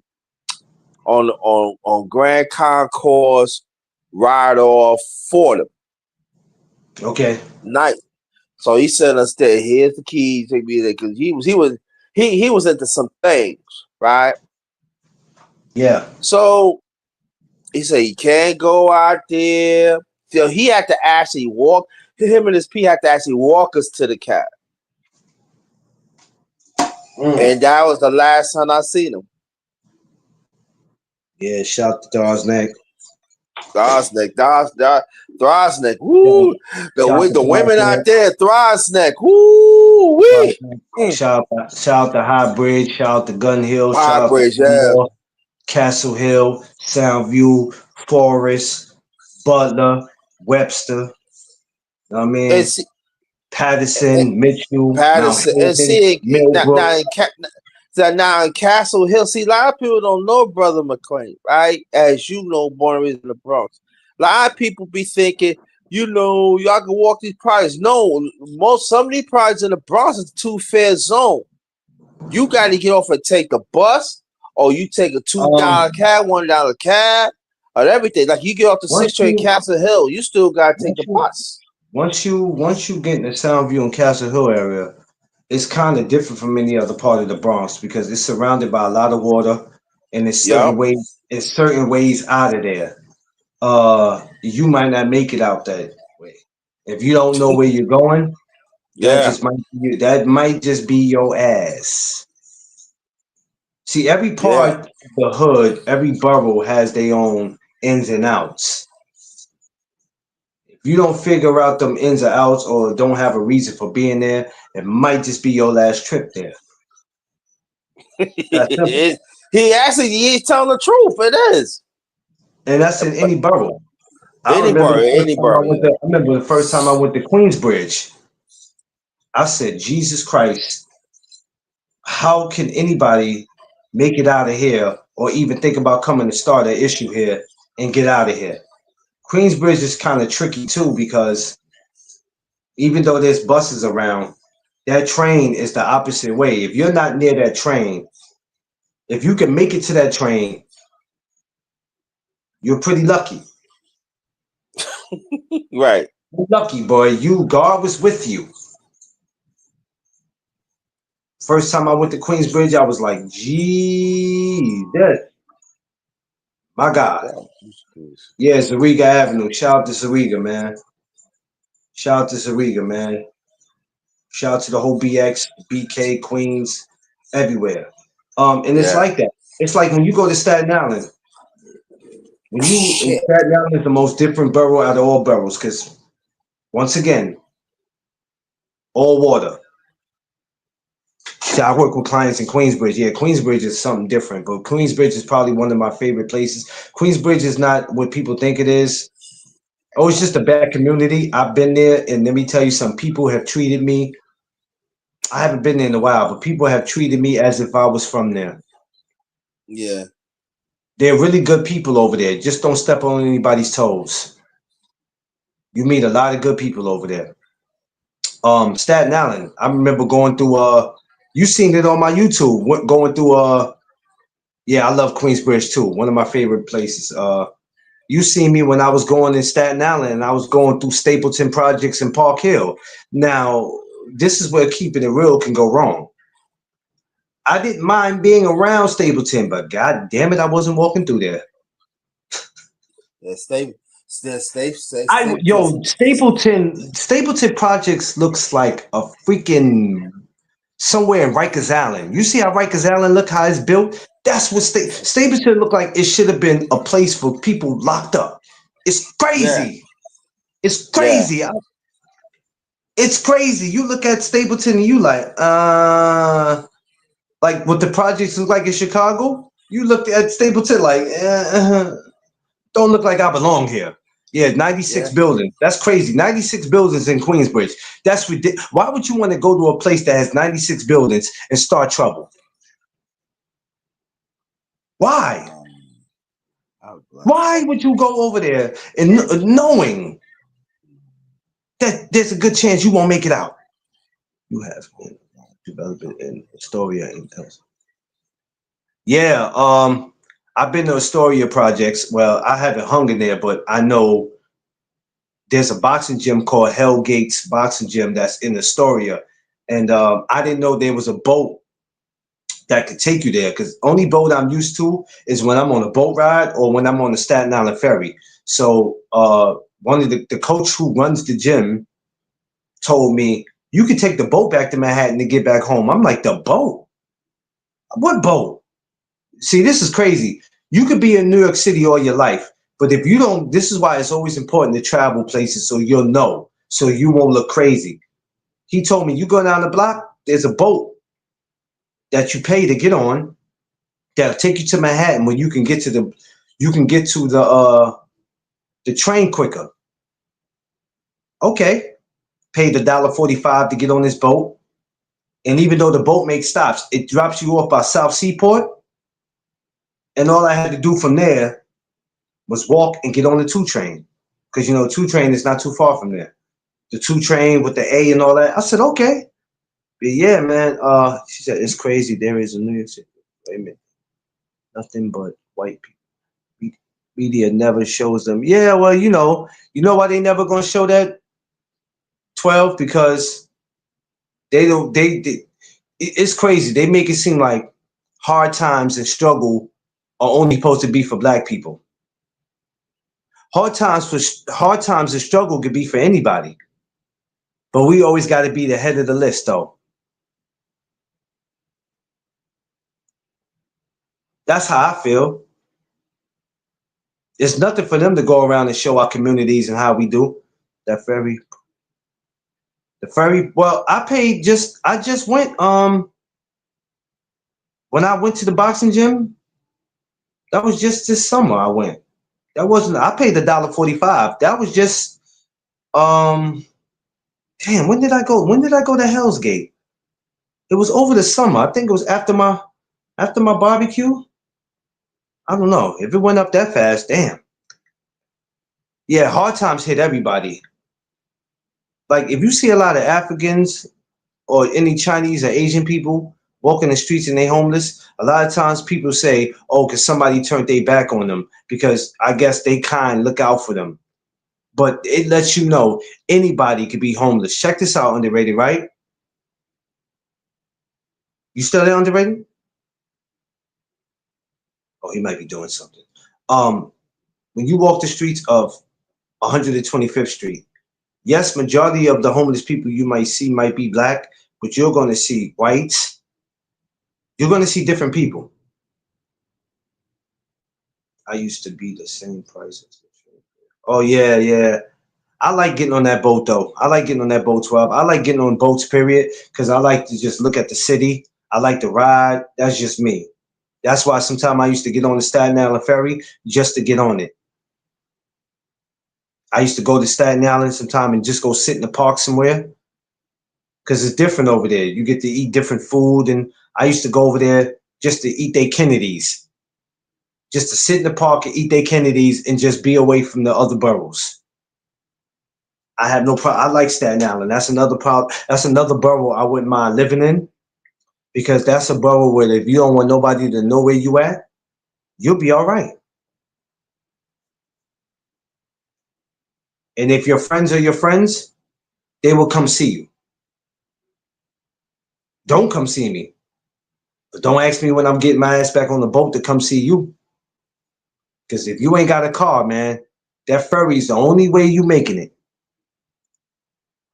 I take the ferry from East 90 to Brooklyn Navy Yard. Yeah. It stops at different stops, man. So that's the boat that I take when I'm going to Astoria. That's the boat I will be taking when I want to go to the boxing gym. Because other than that, I have to go to Queens Plaza, get off the train, get on the same bus that goes to Rikers Island, I believe, and then get somewhere off there. And that's just too much. I'd rather just go ahead and get on the boat. So that's going to be my way of traveling. I love it that New York got different boats that you can get on. You got the taxi boat. I've never been on the taxi boat, but I'm going to do that. Oh wow. Yeah, I've never been on a taxi boat. I told Tiff I want to do that. I said, baby, I'm gonna put you on the boat with me one day. I just want to. This is how we spend time with each other. So it's all about just spending time with each other. Sometimes you don't have to have a purpose for going nowhere. It's just all about spending time. Damn, 12, you used to do a lot of stuff, man. Damn, 12, you used to be all over the place.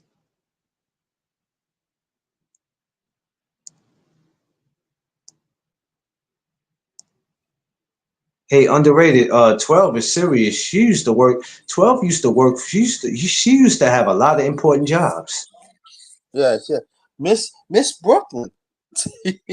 Damn, 12, man. God damn, 12. And Mashona Knight too. Mashona Knight is important too. Damn, 12 done did everything. I ain't gonna hold you. 12 might have to become a part of the No Duck Zone team.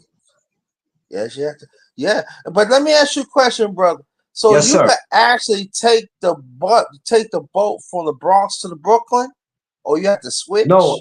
So the bus that I was talking about, the boat that I was talking about was the boat to get me to like 12 said, the Brooklyn Navy Yard, Astoria. It goes to different. It goes to 34th. It goes different. Like it doesn't have too many locations, but it'll get you to where you need to go if you're going that way. I learned about that through the coach when I went to the boxing gym because I was getting ready to take the same way back that I came, which was I went to Queens Plaza, got on the train. I mean, went to Queens Plaza, got on the same bus that goes to Rikers to get to Astoria, because that was the bus that I told I had to take.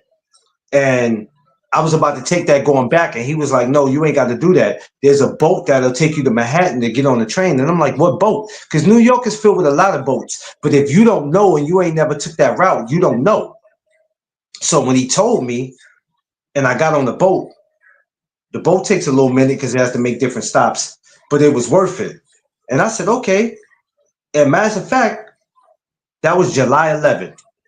No, it wasn't. It was No, July 12th. No, excuse me. That was July 12th. You know how I know it was July 12th? Because that was the same day of the Edgar Berlanga fight. So I went to the gym that day, and Edgar Berlanga, it was the same day as the Edgar Berlanga fight in Queens. And after I left the gym, I was going home because I had to pick up Tiff. uh-huh. Oh, I got you, 12. Hold on.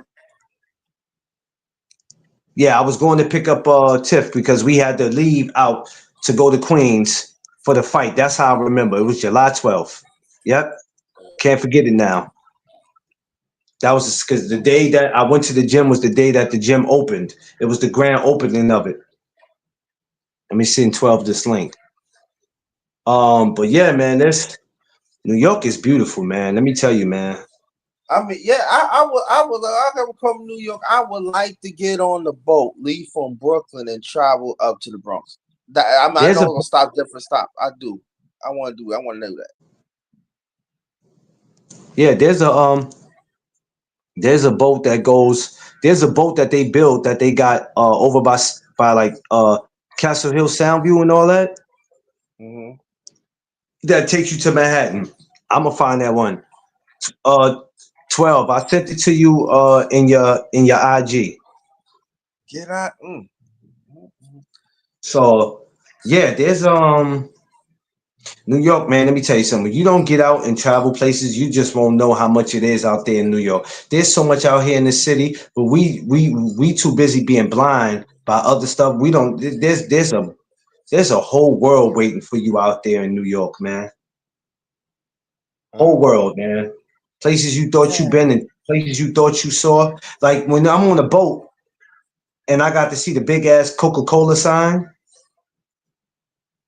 on the other side, and I'm like, oh man, I ain't never been this close. Mm. I ain't never been this close because, like I said, man. And so, yeah, July 12th, I can't forget it. That was the day I was on the boat. So now that I know I could take that boat, I know what my summer's gonna look like next summer. Because I'm gonna be on that boat and I'm gonna be doing me some lives while I'm on that boat. And that's some cool shit. I could shoot.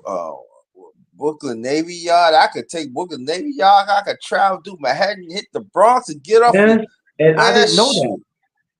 You don't know Yeah, that because if you're not thinking about that, and if nobody told you, you're not thinking about that. Because a nah. lot of people, first of all, a lot of people are afraid to get on boats. Yeah. Some people are afraid. Yeah.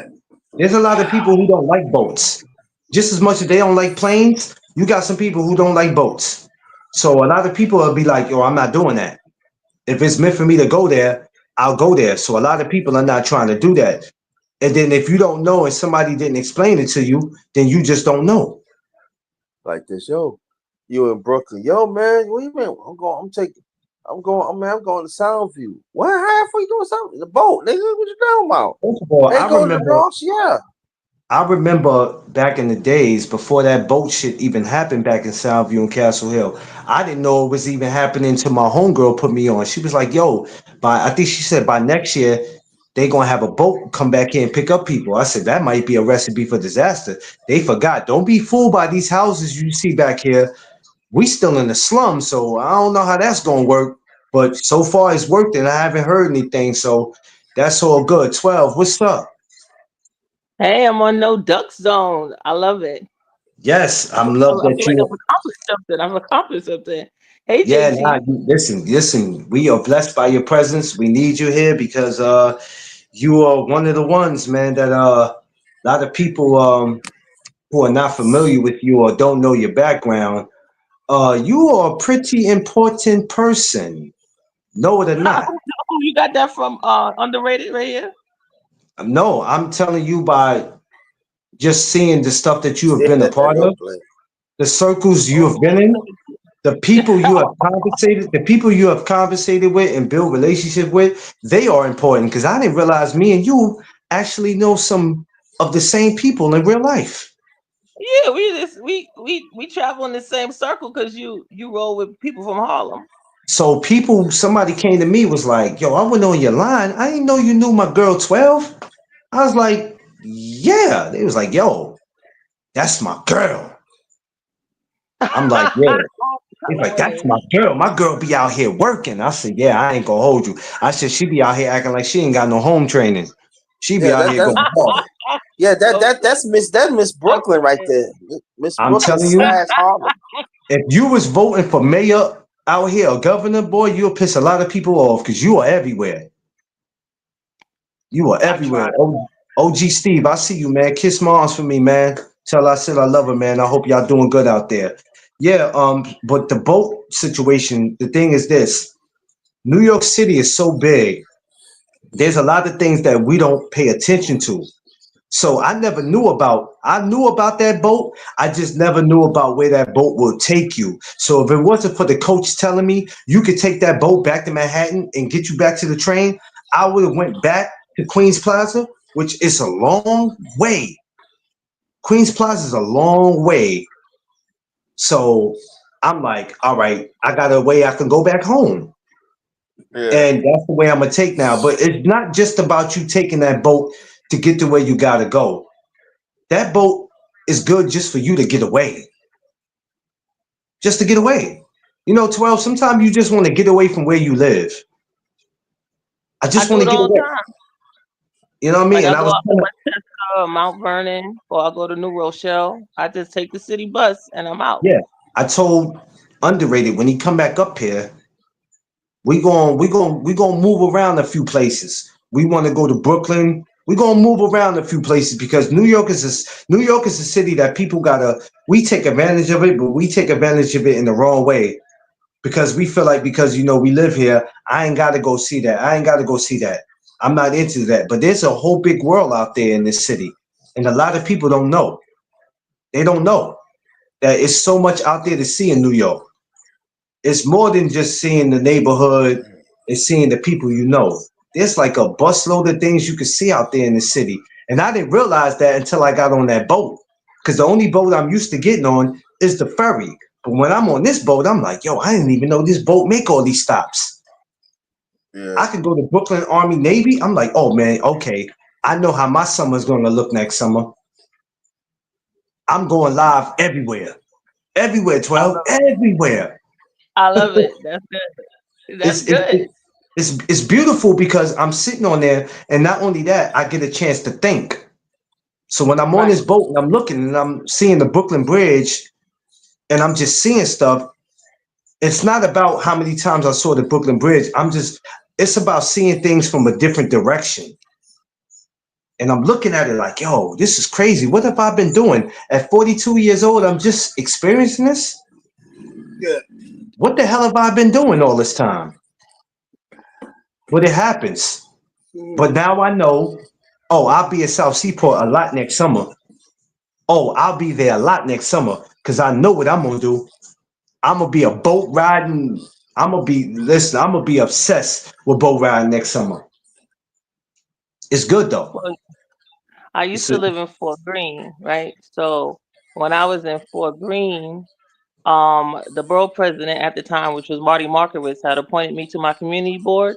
yeah, Yeah. So being on a community board, you get to know about what's going on in your neighborhood because of the fact that they come to the community board to get access to places. yeah, So and then I was a community organizer with an organization called Pratt Area Community Council, and I had a contract with the Department of buildings to identify all vacant lots. So that's why that area, downtown Brooklyn, don't have vacant lots because they put money into it to identify all the vacant lots. That's why I always pay attention to vacant lots, because Harlem got a lot of vacant lots, and I don't know what they doing. They just letting grass grow. They letting the Um, plants grow. They ain't doing that with them what's vacant lots. happening is, you know what, 12? Yeah. This is crazy, right? And a lot of people don't pay attention to it. A lot of times when you see these tourists, you see people come, and they don't just come to take pictures because they are amazed what they see in New York. Why I hate seeing tourists now is because a lot of them are moving in. So they come in to get a look at, oh, there's an opening over here. Right. And before you know it, they come and they build. I look at some of our people and it pisses me off because I say, y'all want to complain about these foreigners or complain about somebody coming from another state opening up shop, but you ain't doing nothing. Why? The question becomes is, if we are successful like we say we are, because there's some people that's in position in Harlem. Everybody in Harlem is not broke because they live in the hood. There's some people that's successful and they can get themselves in that position and say, you know what, about 2 or 3 of us need to come together, put our money together, and let's start taking back our communities. If we don't do it. I don't think people think about the fact that when we had Kevin Samuels, rest in peace to him, he used to talk about, if you want to be with a high value man, what circles are you in where you meet other high value people, right? And Yeah. I don't think people really see Reverend Sharpton as a millionaire, but he is. His daughters are millionaires. He has millionaire friends. He knows Oprah. Oprah is a billionaire. But I don't think black people I don't even think they check our net worth, because they don't have a network that you can research. But we know people that got it. Yusuf Salam, the councilman, he is a millionaire. Yeah. All them Central Park Five exonerated are millionaires. What's the They don't want to know. That's the problem. They don't want to know. What's that dark one? Pastor Creflo Dollar, all of them are millionaires. I was a member of the church. I mean, I don't, if you don't hang around circles where the people got that money, then you're not gonna experience traveling and everything. With that church, we traveled to Atlanta to go to his family day or whatever. But if you don't hang with millionaires, I mean, Fat Joe is a millionaire. Come on, yo. I don't think people thinking about this. They gotta know that you with people that are making the bucks. All you gotta do, search. I don't play that. I search people names. So you Google them. Yeah. You got people that got network out there. It's Tish James, millionaire. All them people got money. I'm gonna share something with you. So I'm at a boxing event one day. It was a charity event, and I love those events because you get the network. So I'm meeting different people, and like you said, you standing in a circle of people who are millionaires, but you don't know because you're judging them by how they look. Talking to this one guy, regular guy, polo shirt, jeans, got the dirty sneakers with the shoelaces. I'm like, oh, well, maybe he's just somebody who's just a fan of boxing. 12, I don't realize that this guy is a freaking millionaire. And I didn't know after conversating with him, me and him are talking, but then somebody's like, you don't even know who you're talking to. Right. I'm like, no, I don't. What's the big, I mean, he told me, but he wasn't telling me all his business. But I had somebody come up to me. Another coach was like, that's such and such. I said, okay. They was like, yes, man, this dude owns 16 businesses. I said, 16? Amazing. I said, God damn. I can hardly keep up with one. He owns 16? So I end up running into the guy again, right? Now, I'm not talking to him because I found out he's a millionaire. I just wanted to conversate with him. And I see him, and he remembered me, but he just couldn't remember my name. So when I introduced myself again, he said, okay, yeah, how's it been? Now when I see him again, he's in a suit. He's in a suit tie, and he got these other people around him. They're important too. And I'm building with him. And he said, well, you know what? I forgot to give you my card the last time I saw you. gave me his card, and I'm sitting there like, other people around are looking at me like, you son of a, you lucky bastard, you lucky bastard, because you don't even know the position that you're putting yourself into. And it's just crazy. I say I like to say sometimes we don't know who we talking to, but we got to put ourselves in circles of winners. Now the problem with that 12, putting yourself in a circle of winners, people feel like when you fall back from them and you don't want to be around them no more, it's like it's against the law for you to want to be around people who's doing good. I never understood that. That don't make any sense to me. That if you trying to put yourself around winners, why is that a problem? Why is it against the law?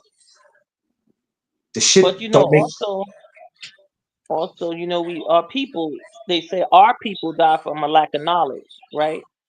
Of course. So you just gotta always remember, that's why I love how you used to do, the word of the day, because that makes me think of going all the way back to Sesame Street and stuff. You like giving lessons, Oh like yeah, I every gotta get like back. I right gotta away get back to your that. stream coming Yeah, in about lessons. What's the yeah. lesson learned? What's the lesson turned? How we gonna go Um, forward? What's the you, solution? you I love that. you You know know. how I got the word of the day? I got the word of the day. It's this teacher. Shout out to Miss Mason. Um, she used to do that, and we never understood what that meant. And she'll be like, the word of the day is listen, because we were young and we weren't listening. She was like, listen. She would have a different word of the day every day. I love it. Every day. And I took that because I started thinking about her. Because we had a school reunion, but I never went. And I thought about her and I said, you know what? And that's what helped me do the morning chop ups. But then I used to also watch what Underrated did when he would do it. So I took a little bit of what he did, not copying him, but took in a little bit what he did and what she would do. And I said, you know what? You're gonna have to do something that's gonna bring some type of attention to you, rather people like it or not. Because like I tell people, my channel is 80% boxing, but the other 20% is life. Because we have a bigger fight going on in this world than boxing.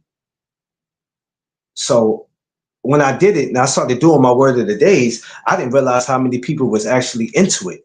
Cause I was like, ain't nobody gonna listen to this shit. But you know what? You're gonna have to do it anyway, because there's somebody out there that's gonna catch the message. So, I have my days where I do it and I don't do it, but then, I think when I'm getting deep into the message, that's when the word of the days will come out. Like I'll have something simple, like the word of the day is relax. Everybody just relax. Why is everybody so uptight? Relax. We have a lot of people that walk around 12 angry and can't even tell you why they're angry. That's right. But They another can't tell thing you I why they're like mad. about your channel is like when you would have your because I had popped in that time when you had D Free and he was talking about his business, doing the Yes. private security and stuff. Yeah. So even if you're not doing the word for the day, you still bring an education with your panelists. You know what I'm saying? Um, So it's it not a needs to problem. be. You just get next level of growth, and I like that. I like it when you share. Even if you when you going through anything that's frustrating, and you like I had to take a break or whatever, it's all teaching. And the great thing about content creation is people gonna look in your archives. You understand? Like it Yeah. doesn't Yeah. matter if you don't got the numbers now, which you always talk about, because all you gotta do is hit the wave, and then everybody gonna look at everything you I do mean, as long as you you, haven't done it, because no matter what, you got a platform, and the you people know, you always know, Underrated can tell you because he got more than one channel. yeah. Once you just stay consistent, and a person can look in your archives, because some people like to binge watch. That's just how they You, are. you know why I got to the point of what I had to start saying numbers didn't matter? Because if you let the views or the subscribers control how you create content, you're not gonna make it. Right. Because what you're gonna say is, I got one person watching me, I got one like, I don't have subscribers like that. Nobody's interested in what I'm doing. So you know what? Maybe this is not for me. And being a content creator, you got to have patience with this. It takes a lot of patience. And I don't think a lot of people understand that. I always say this too, 12, that people see that you can make money off this, right? And that's all they care about. But they don't understand the steps that you have to take to get to where you want to be. And it's going to take some time. Just a couple weeks ago, I had 600 and some subscribers. I look up yesterday, I'm like, I got 703. Every time somebody subscribes, whether if it's one person or 5, I appreciate them because they don't have to be here. And if they unsubscribe, I appreciate that. Oh, no hard feelings. Maybe it was something that you saw or heard about me that you didn't like, so you left. Cool. Because I'm not the type of person who's going to crash out because you don't want to be here. Every channel is not for somebody. I accept that. But that's not going to change how I do my content. Well, I might be saying something that's running people away. You're just not going to please everybody. It's just going to be like that. It is what it is. But back to our communities. I walk up and down Harlem a lot, east side and west side. And I go, something ain't right about this picture. We got all these vacant lots. And me, I would love to open up a boxing gym if I could. I'm working on something because we need it. Not just because I like boxing. It's because we need it. We got to get these kids off the damn streets. We need somewhere for them to go, and not just a boxing gym. We need something where they're in the boxing gym, but there's also some programs, not just boxing, something that can keep them off these damn streets. But when I see these places, I go, you know what? I could predict what's going to happen before anybody else can. Well, what's going to happen? Oh, they're going to build an apartment there. It's going to be a condo there. Guarantee you. And guess what? Those condos and the apartments are not for me and you. They're not. Because you know, once they put those there, the rent's going to go up. And you know what's going to happen when the rent go up. We all know that's a recipe for disaster. Don't get me wrong. Change is good. Because we need it. We need to clean up Harlem. We need to clean up New York. But I feel like the change is not for us. It's just not. And I don't like what I see, and it upsets me. But that's why when I hear some of our people complain, I'm like, man, if you ain't going, because if I'm in the position, I would do it. But some of y'all are in that position where you could do it and you don't even take advantage of it, but you want to complain about it. If we don't take Harlem back, we're going to have a problem. As of right now, we do have a lot of black leaders that's doing great things here in Harlem. We have a lot of them. You know, I see the people that you're around. What's the dude from the Central Park? He's always out here, the dark-skinned one. I always forget his name. His name's Councilman Yusuf Salam. I never get to introduce myself to that guy, and I walked in the parade with him. Can you believe that? I walked in the parade with him last year. Never even got to introduce myself to him. Jesus. But I see him all the time. So it's a lot of leaders. And going through what he went through is crazy. That is, but you know what's interesting?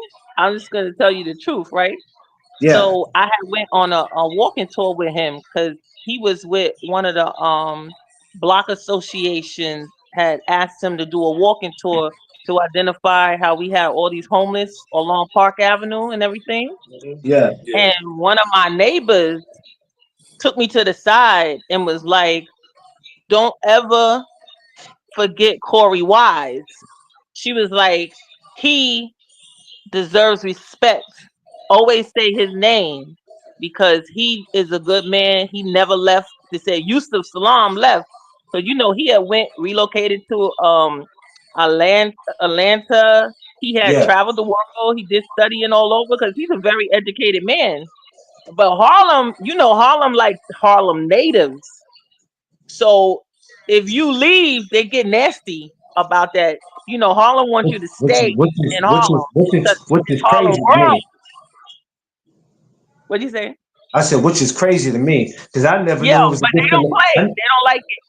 I So never knew it was against the I never knew it was against the law for you to leave where you from. Not as saying, you know, forget this place. I just thought that if you did better, it was okay that you leave. But as long as you came back and you didn't forget where you come from. But here in Harlem, boy, once you leave here, it's over. You gotta, you know how I look at it. If you leave, when you come back, especially if you got money like him, you better be putting something in there for people. Like how you said you would like to have a boxing gym and some Yeah, programs. They yeah. love that. But you can't come up in here, get a condo, separate yourself from the community, and think you're gonna get respect. You better And put something there. I You think, better give somebody something. and that's what's wrong with some people out here. Underrated. That's what's so wrong too with some people out here. They'll do that, and I go, you can't come in here acting like that. That ain't gonna work. You ain't gonna last long.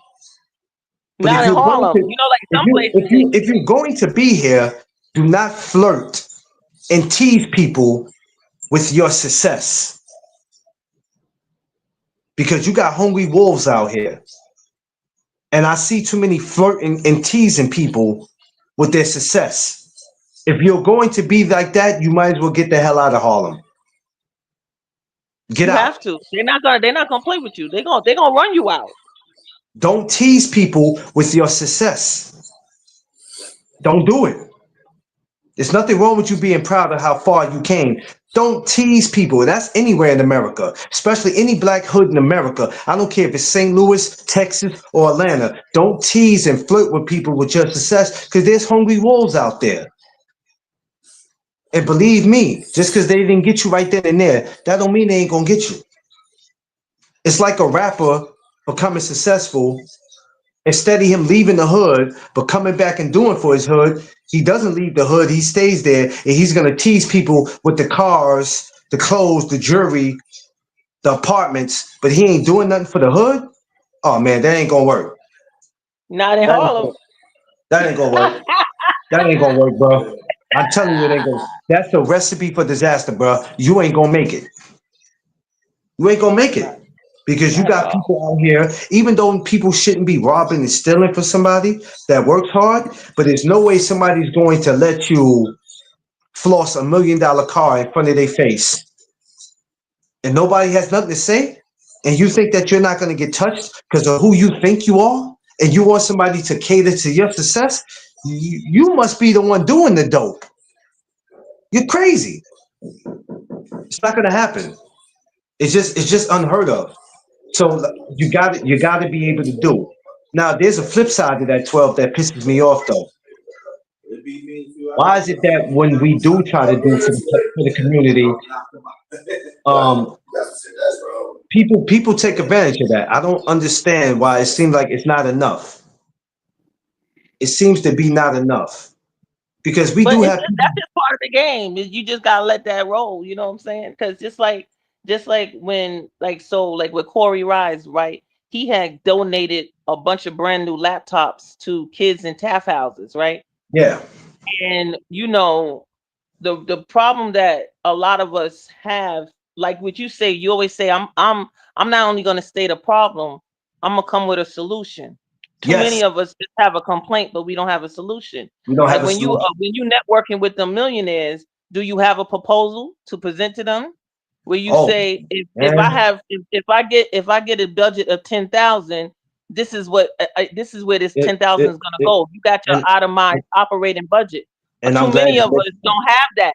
We I'm don't we glad don't you come mentioned with that. no solution. You understand? I Because I had these people got money. They want their name out there. Even drug dealers, they want their name yeah out there.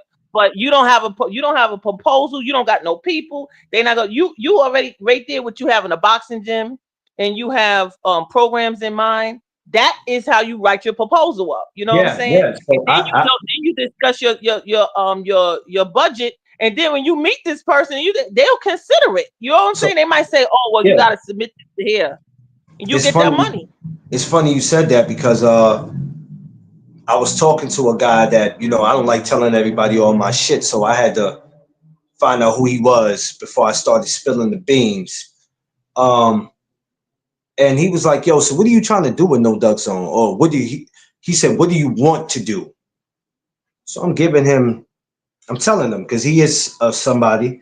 So I'm just telling him, and he's like, "Man, that's pretty dope." He said, "You know how many people just want to make money but don't have an idea how they want to make the money?" He That's said, the "You know how problem. many people I run into that They don't have a clue. They don't know. All they know is that they just want to be successful. Right. And I said, yeah, that's cool, but my brand is not just a brand. I'm looking to make it a multi-million-dollar company if I can. But I'm not the guy who just wants all the money for me. I want to be able to, I want to see more boys and girls clubs. I want to see more YMCAs. A lot of these YMCAs is supposed to be for the kids. I'm seeing a lot of this shit for the adults. I'm like, get your grown ass out of here. Get out of here. You know what I mean? I see a lot of that, and I'm like, come on, man, but we need more of it. We don't just need programs. We need something that can keep these damn kids off the streets. 12. I sat back and looked at this year. We lost more young kids than we lost elders. Always in Harlem, definitely. And that shit made me sick. When I started looking at what was going on in Brooklyn, Bronx, Harlem, I'm saying, where did we go wrong? At some point, enough is enough. I strolled down 125th where the Pathmark used to be. Yeah. And I just shook my head. I shook my head and I started saying to myself, this can't be it. This just can't be it. But the problem is when we all get together, instead of us trying to work with each other, we want to work against each other. See, the problem is we're putting certain people in position, they abuse their authority. Like you ever had the one person you work with and they just abuse their authority. You like, hold on, sister, hold on, brother. We are trying to work with each other, but it seemed like you abusing your authority. They do it all the time. That's not what I'm here for. And this is the reason why them people that don't look like us, this is why they always talking about us. For us to be so smart and intelligent, we can't even work with each other. Somebody got to find a way to step on somebody's toes or to get over them. Look at those people that was in Nitra. They was in the program, and then we found out the money that they was getting, they wasn't doing what they was supposed to be doing with it. And then now, and the majority of those people that you see that they was bringing out was looking like us. I said, why does it always have to be us stepping over us? It's scary. It's scary, 12, because you don't know who you could trust sometimes. Well, that's why they say trust no one but God, right? Put your trust in God only. You can't trust man. That's a fact. We already look. You and I and underrated. We already come into the game knowing that. When you come informed, that's how it is. Because it is backstabbers, all of that. They're gonna do it. You know, they look to try to do false charges and get you fired when you successful at something that they didn't have success with. You got to just keep pressing on, because the reality is that nobody wants to invest in somebody that don't got no plan. So when you have a plan, you got the boxing gym, you got a brand, you got merch, you got programs in mind. That is something that a person will be willing to invest because they see there's going to be a profit to them. A lot of black people like to come at something. They want something that there's going to be no profit to the person that's giving them money. Who does that? Nobody that's about business wants to do anything where they're going to just splurge their money unless they're uneducated. You know what I'm saying? Yeah. Even if you consider like the strip bar, right? When they go to the strip bar to spend a lot of money, they have a VIP section or whatever they putting on a show for this dude. So they can get his money, make him feel like he's famous. You know what I'm saying? They're going to get that money. They're going to make him feel like he's somebody. So many of the low income black people, they want to say, you ain't nobody. I don't got to worry about your title. That's bullshit right there. You want to be disrespectful to the person that's got your way out? It's never going to work for you. They don't want to, they say, oh, he's a man like us. No, he's not. He doesn't have the same amount of money as you. You need his money. Why are you so stupid? Like these people, just because they're black, they would never treat a white man like that. They would never treat a white man like that. That white man can be broke. He can have no money. And because he's in a suit, they will play up to him, treat him like he's something, but won't do it to the black man that got the money. And I look at it, I always look at it and shake my head. I look at it, I say, y'all crazy. I would never do that. I always treat a person like they VIP. I don't care if you don't have no money, whatever. I'm gonna sit you at the table. I'm gonna serve you, and they love it. You hear me? That brings up your name like so fast, and then people like, she ain't got nothing. She don't even got a job. What's going on here? Getting VIP treatment because I give VIP treatment. People don't want to do right to each other. Yeah, that's just like here on my show. If you notice, I give the VIP treatment. Long as people are respectful, I give them the VIP treatment. I don't tell you, you know, you got to be somebody to come up here. You got to have a certain amount of subscribers to come up here. I don't do any of that because there's a lot of channels that you can't even go to that people are not going to accept you for whatever reason. The question is, who the hell are you? Does she have a channel or da da da da? This and that. It's like you gotta it's like you got to be it's like you got to be a somebody to be around somebody's. Which is okay for certain levels. I'm okay with that. Yeah, everybody starts from somewhere. They do. Everybody. I don't care if you famous or if you just a regular person who live in the projects that got a good job. Everybody started from somewhere. That's why I show the love the way I do. Because you're going to need somebody one day. So I always try to be careful. Now, if you don't serve no purpose in my life, then I don't need to be talking to you. Because some people just don't serve. Like you talked about yesterday. You just got to cut them off. Some people you got to cut off. Oh, you know what? I noticed you have to, because you'll find yourself in the position where if you don't, whatever happens is your fault. Like if you run in the business, you tell two of your homegirls, come on. But if you know two of your homegirls ain't shit, and you bring them in and they destroy what you built, now mind you, they didn't help you build it. You just brought them in. These are my homegirls. Why wouldn't I look out for them? And it gets destroyed. You could point the finger at them, but you are the blame because you brought them in. That's a fact. Now, when you working with sponsors, when they doing something for you, you got to explain all that to them. You got to explain to this person, that person. I'm sorry, y'all. It's just like when Floyd Mayweather. It's just like the gym that's in California. The people that work there weren't getting paid. Now, even though that wasn't Floyd's fault and it was the manager's fault that worked for that gym, guess who it came down on? Floyd. Now they begging Floyd to cut a check. Floyd don't know this is going on. But who get blamed? This is another thing. This is another thing. Do not allow people to attach your name to something that you don't know about. Facts. That's why when people ever come to me, yo, no Doug Zone, let's work together. First of all, who the hell are you and what do you do? Right. I'm not attaching because I know this sounds kind of cocky. It's wrong. But I'm not just teaming up with anybody and everybody. My brand is too damn important just to be attaching my name to you because you're black like me. It don't work like that.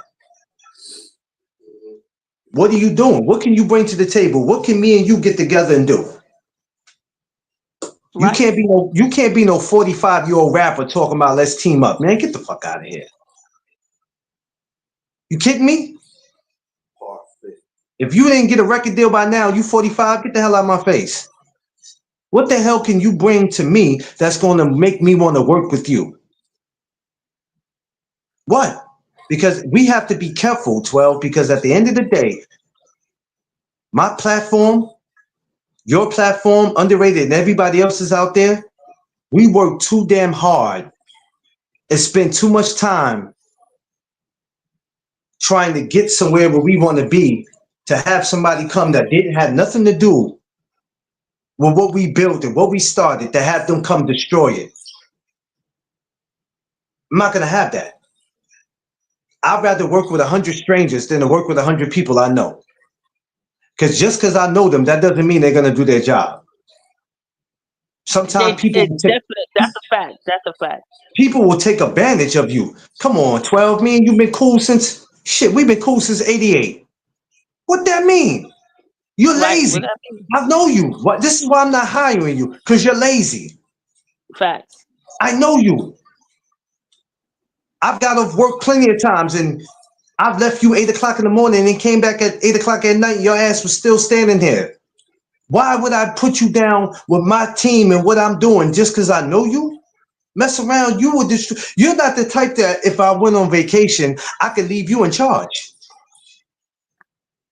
I have to mess around and leave my vacation because you done did some goofy shit. Now I got to come back. Right. And I gotta clean it up. I got to clean it up now. Now I got to explain to all these investors and all these sponsors, because now they put money into me. And now I got to explain all this. You know how hard it is to have to keep taking phone calls or keep sitting and getting in these meetings? I've never did it, but I can only imagine that you have to sit at the round table and explain to these people where their money went. I mean, What well, happened? you had several barbecues, right? And so like Yes. one of the things you had talked about that I thought was so true, right? Is when Yeah. you said I'm doing invitation only. I'm not opening it up to the public because I don't want just anybody to come, right? No. And that's so important because like I remember I did a trip to Hershey Park, and like this lady, she brought she brought unexpected guests. Like, you know how like we try to do reserve, right? We try to get you Yes. to reserve, Yes. tell us you coming or whatever. But our people love to act like they don't gotta tell you everything. Like it's so simple. You can send a text, you can call me to ask me, that they don't want to give you respect as the boss.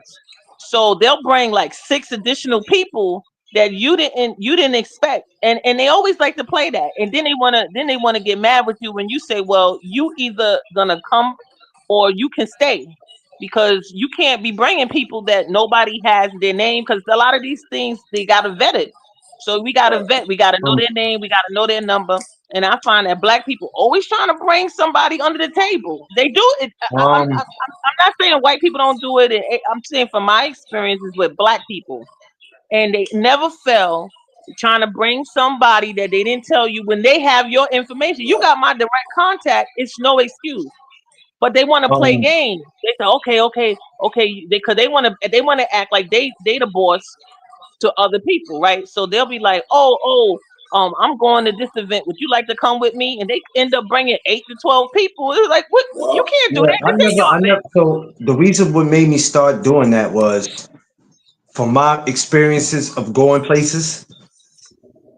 Before I even decided to do the barbecue, I had said, if I'm gonna do this, I got to do this the right way, or I'm not doing it at all. So when I sat down with my wife, I said, look, I could go out here publicly and put this on Instagram, and I could have a bunch of 100 crazy motherfuckers show up at my shit and destroy it, Right. right? Or I could do by invite only, Right. and that's what I decided to do.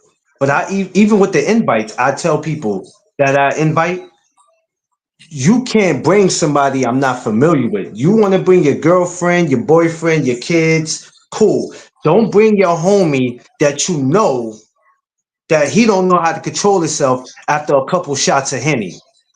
Right. Because I'm going to throw you out and him. I'm not going to, there's no such thing as asking you to leave. You're going to leave. Because this is not that kind of place. So I always say, bring somebody that you know that, you understand? Don't bring 4 or 5 of your homies talking about I went to school with all of them. I don't care about that. This is not that kind of event. This is not a block party. So we're not doing that. So for the 3 years I've done it, I've been successful. Now, the only time it can't be private is if I decide to do a back to school. Which is fine, because that's for Which everybody. is fine. But even with that, that's a pain in the ass because, oh God, you know, you do stuff for the community, rather if they have to pay or rather if it's free, and Jesus Christ, you would think that people would be pleased. 1 book bag or 2 book bags ain't never good enough. It's always something. But when I started doing that, like next year, I'm working on next year's. I was supposed to send everybody the invite for next year. I'm gonna work on that today. and send everybody the invites, so everybody could take off of work and they can have it out the way. But I just don't get it sometimes, 12, when I look at it, because when you're trying to do better, people take that as you're trying to be better than them. But I just realized people don't want you doing better than them. And it's sad because this is how we treat each other. It's sad. I got a lot of people I see out there that's doing better than me. And I encourage them and I go, shit, that just makes me step my game up. That's But all. that's what it is. It's about stepping up the game. Because if you get invited by a politician or whatever, right? They're gonna vet you, and they don't want you bringing anybody because you got to go through the security clearance, right? Of Because I course. remember I was invited to this house party by former councilman James E. Davis, who he was murdered at City Hall, right? Yeah, But Yeah. he had Yeah. invited me to a house party, and I brought a guest with me because I didn't know, it was my first invitation, first time. I didn't know I couldn't bring anybody, right? So we came in. He didn't disrespect me or anything in front of her, but he had took me to the side and he says, "When I invite you to something, it's just for you." And you know what I'm Yeah. saying?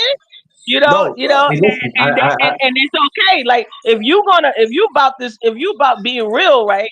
This is how it is. Like like I had walked with Yusuf Salam at the Puerto Rican Day Parade, right?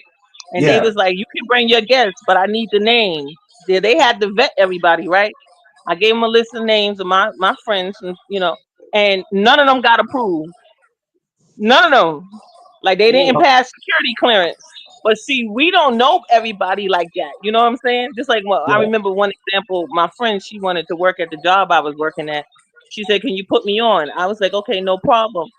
She went to the human resources and she didn't get the job because she didn't have a high school diploma.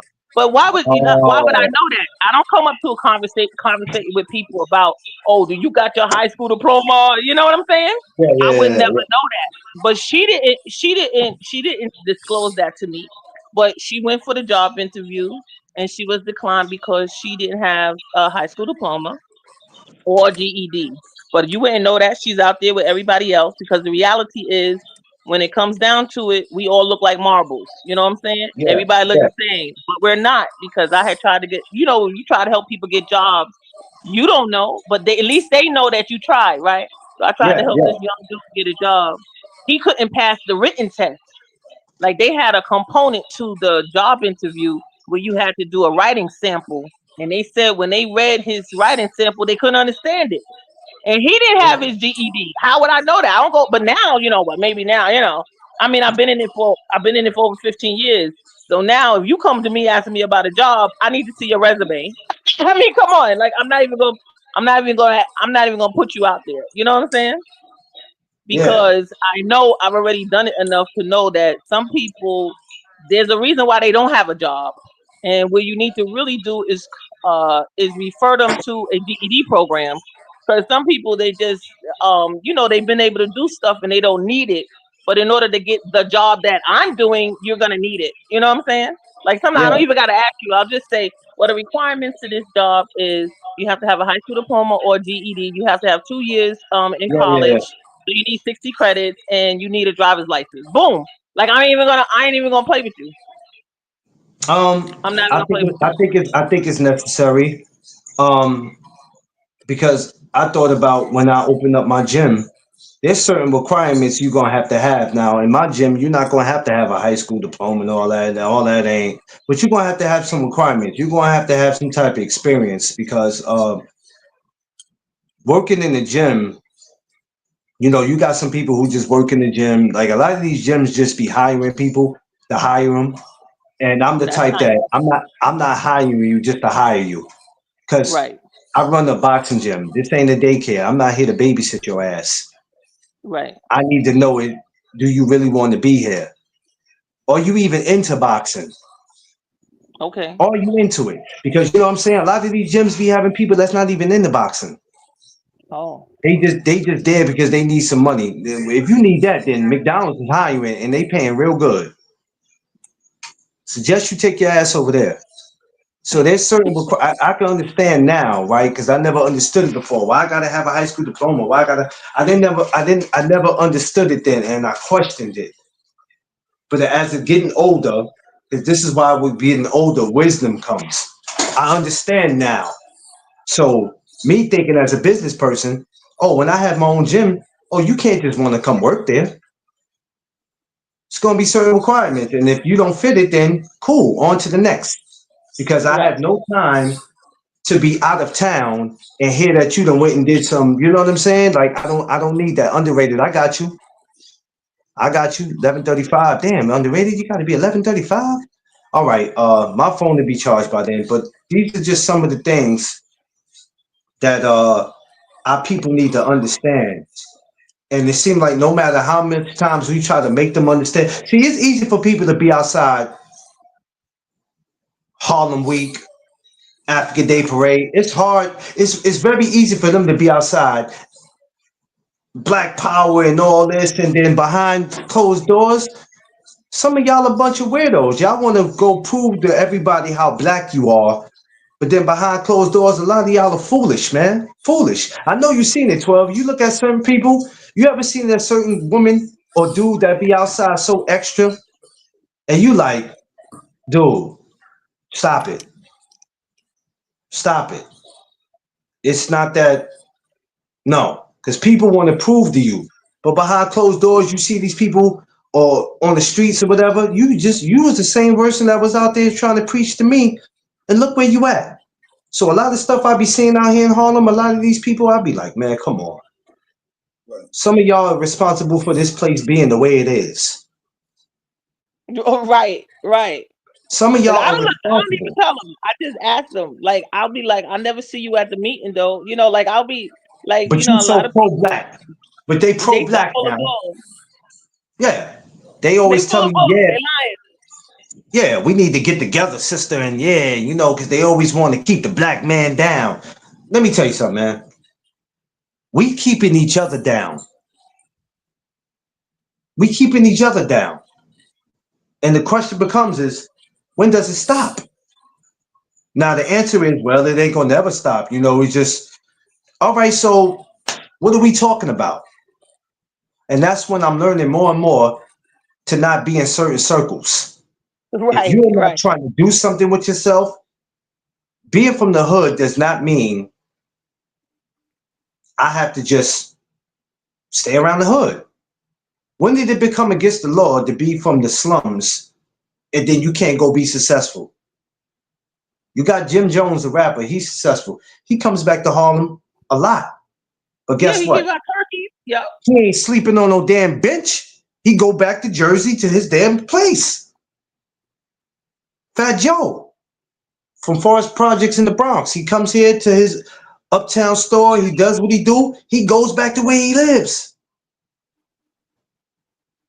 These guys didn't become successful for nothing. Because if they really wanted to not go nowhere in life, they would have stayed on the block.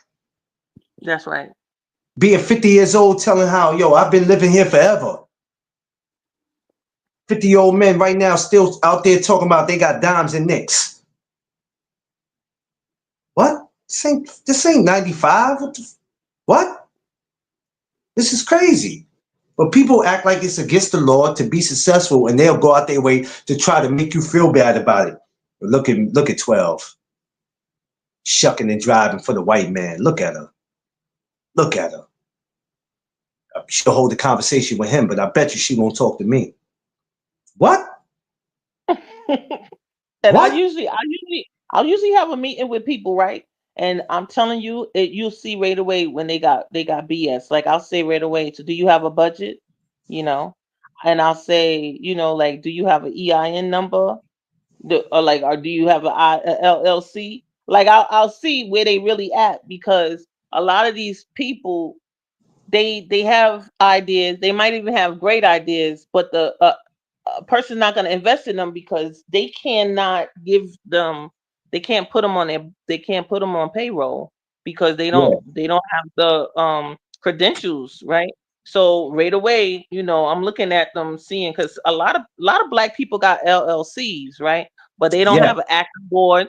They haven't been having their monthly. They haven't been having their meetings. However, they did with their bylaws. Some people, their stuff is they didn't renew it because you got to do it every year.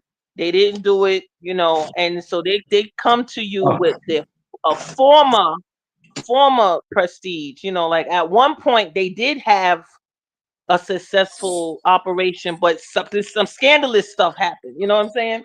And then they lost it. But they'll approach you like they still got it. They don't got it no more, but they had it.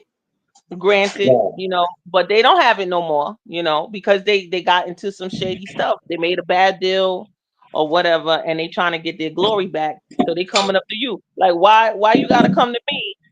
Like what happened to your friends? No, what happened to their friends is that they screwed them all over. So now you running up to me like you got all this knowledge. Okay, let me sit here and you really teach me something.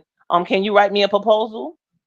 Huh? Yeah. Well, I had a Yeah. grant writer. I said, well, where's your grant writer? Because they don't have none of this stuff no more. They had it at one point. That person screwed them over and they left. They always telling you, oh, they took my idea. Oh, da da da da. That's why I would never go through them. Like I said, you meet that millionaire, you submit your proposal to him. He might say, no, I don't take that directly, and he'll give you the information to his team. You know what I'm saying? Or you're gonna have to email this person, or you know what they do now? They don't even give you cards now. Now they give you a QR code. I hate that.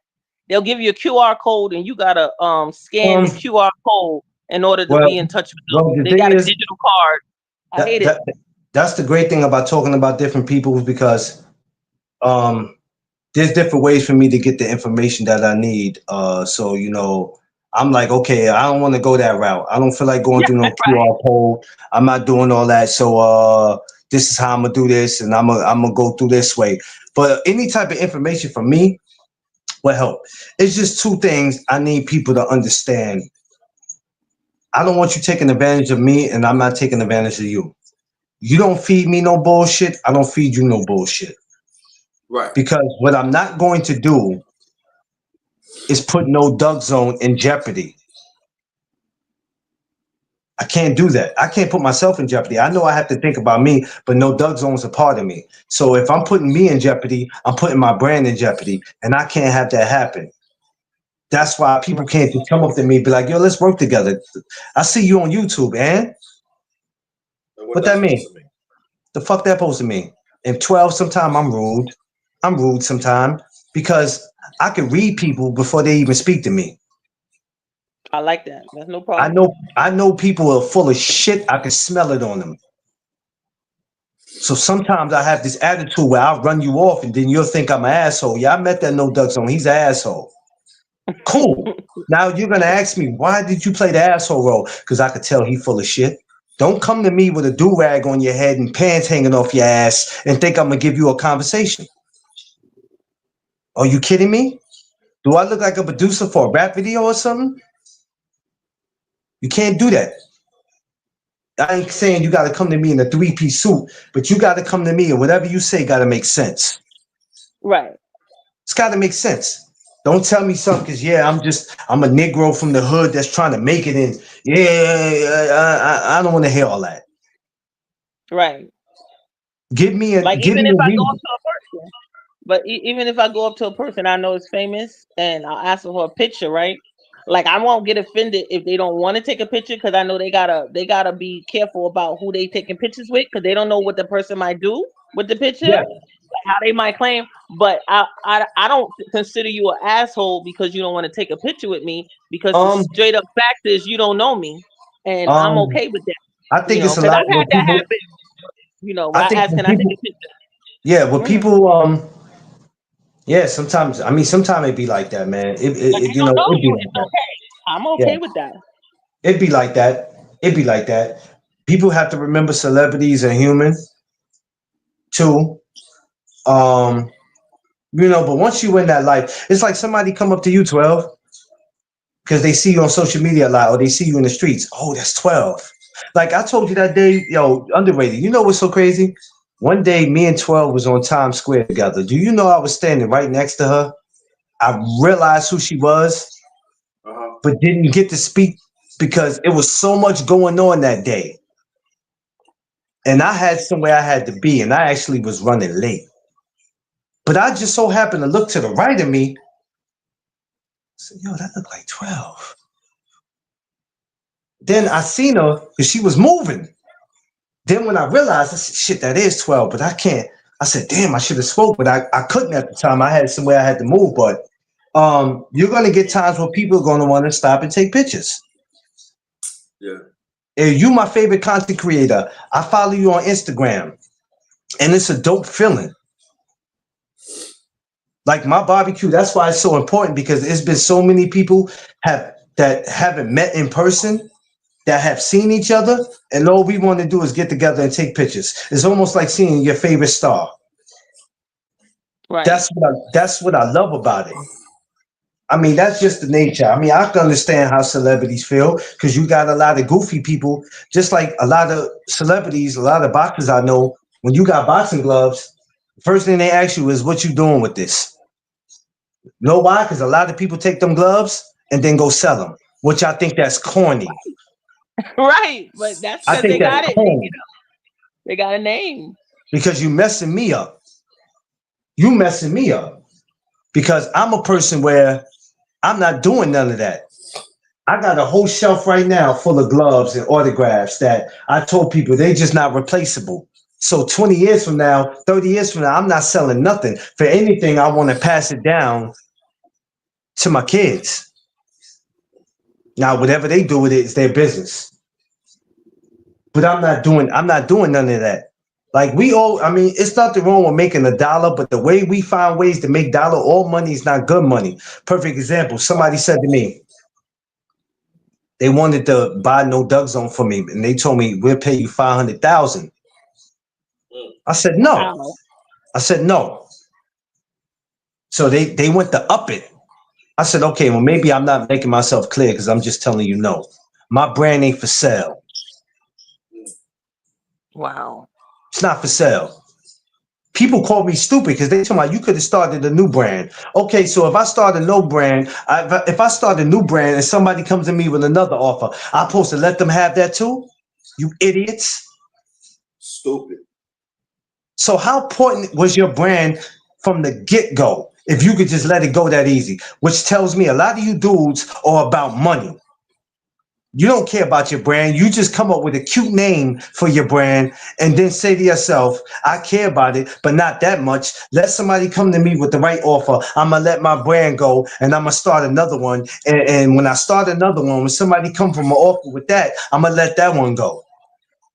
But then you got no legacy, see? What legacy you got? You morons. Man, some of y'all will give y'all grandmama up if she worth something. It's crazy. For that. Y'all will give up your damn grandmothers, which lets me know this is why A12. This is why I say you got these dudes out here prostituting. Right. Y'all over here bending over and getting on your knees to do anything for money. Anything. Y'all became the new females in 2025. Oh man, they feel offended when I say that. What you mean by that? I just explained to you. If you value something, if something means something to you, like my name, I value it.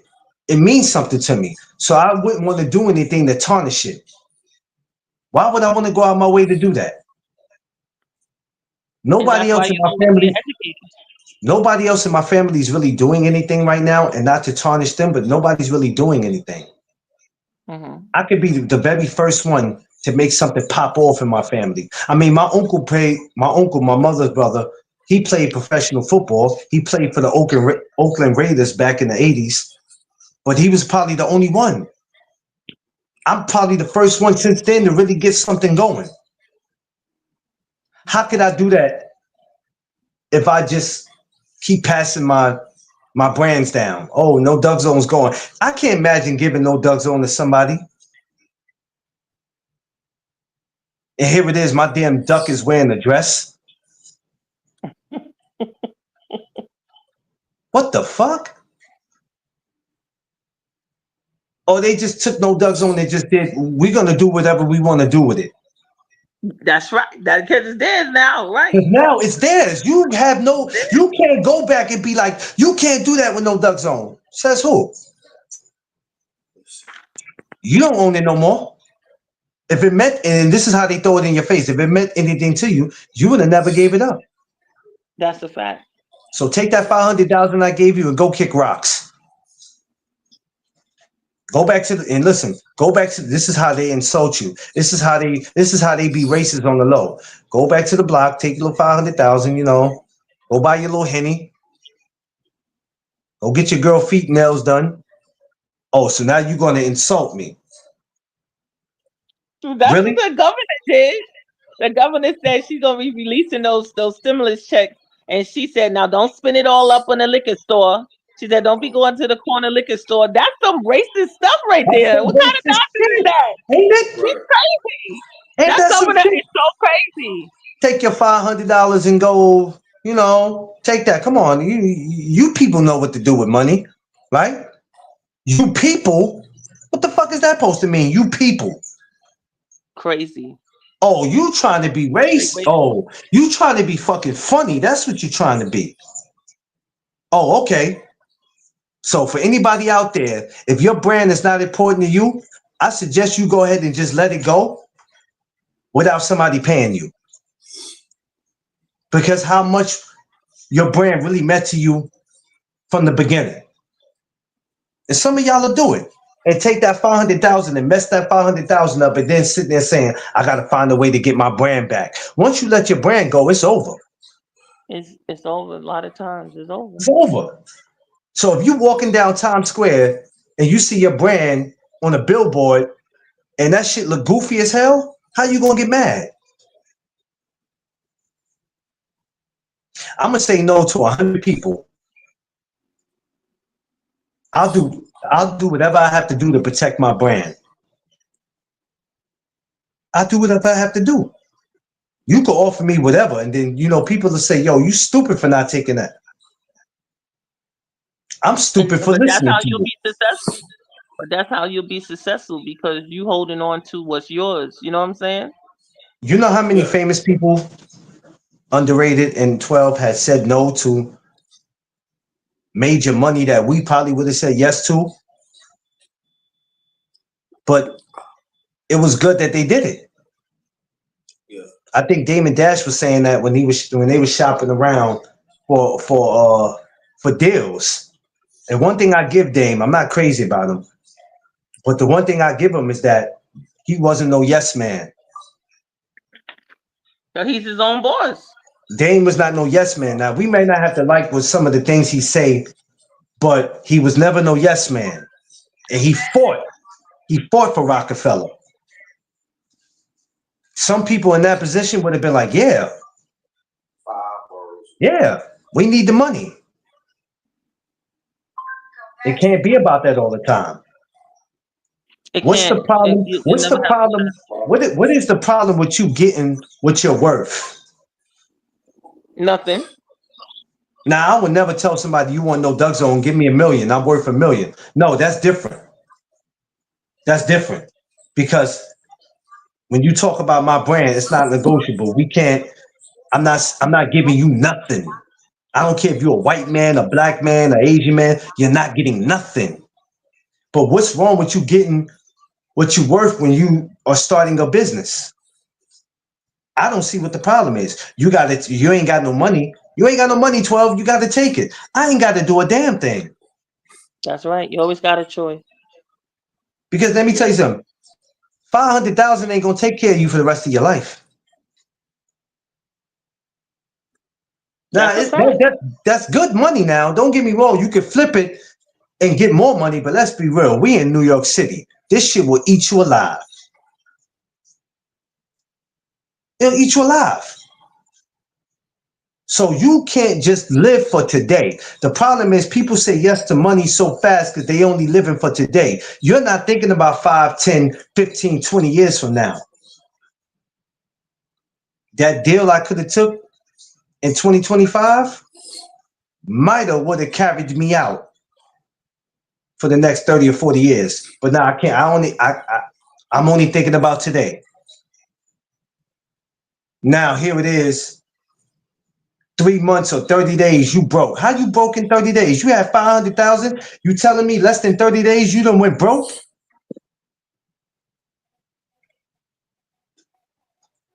But that's why I always think of Jordan Neely, rest in peace to him. He got all them family members that came out when they tried to sue. They wanted to sue, right? Yeah. Because the white guy choked him to death. But where was all those family members to prevent him from being in this subway station screaming that now I don't care because he's so hungry? You know what I'm saying? And Yeah. that just goes to show you how, some people, they want you, they let you get there. They let you get there to the point where you almost like delusional now because you're so hungry. You've been out in the street for so long, and they just never got the supports. No one told them, oh, you can go here for the food pantry or the soup kitchen, because if you don't got a facility, you need the soup kitchen. But you don't know Yeah. where the soup kitchen is, right? You don't know Yeah. where it is. Nobody's telling you where the soup kitchen is. So, you don't want to go in the garbage, or you've been eating out of the garbage can. I mean, they just let you get to that point, and then when you die, your family members come out of the woodwork to sue the city. Nah, I don't respect that.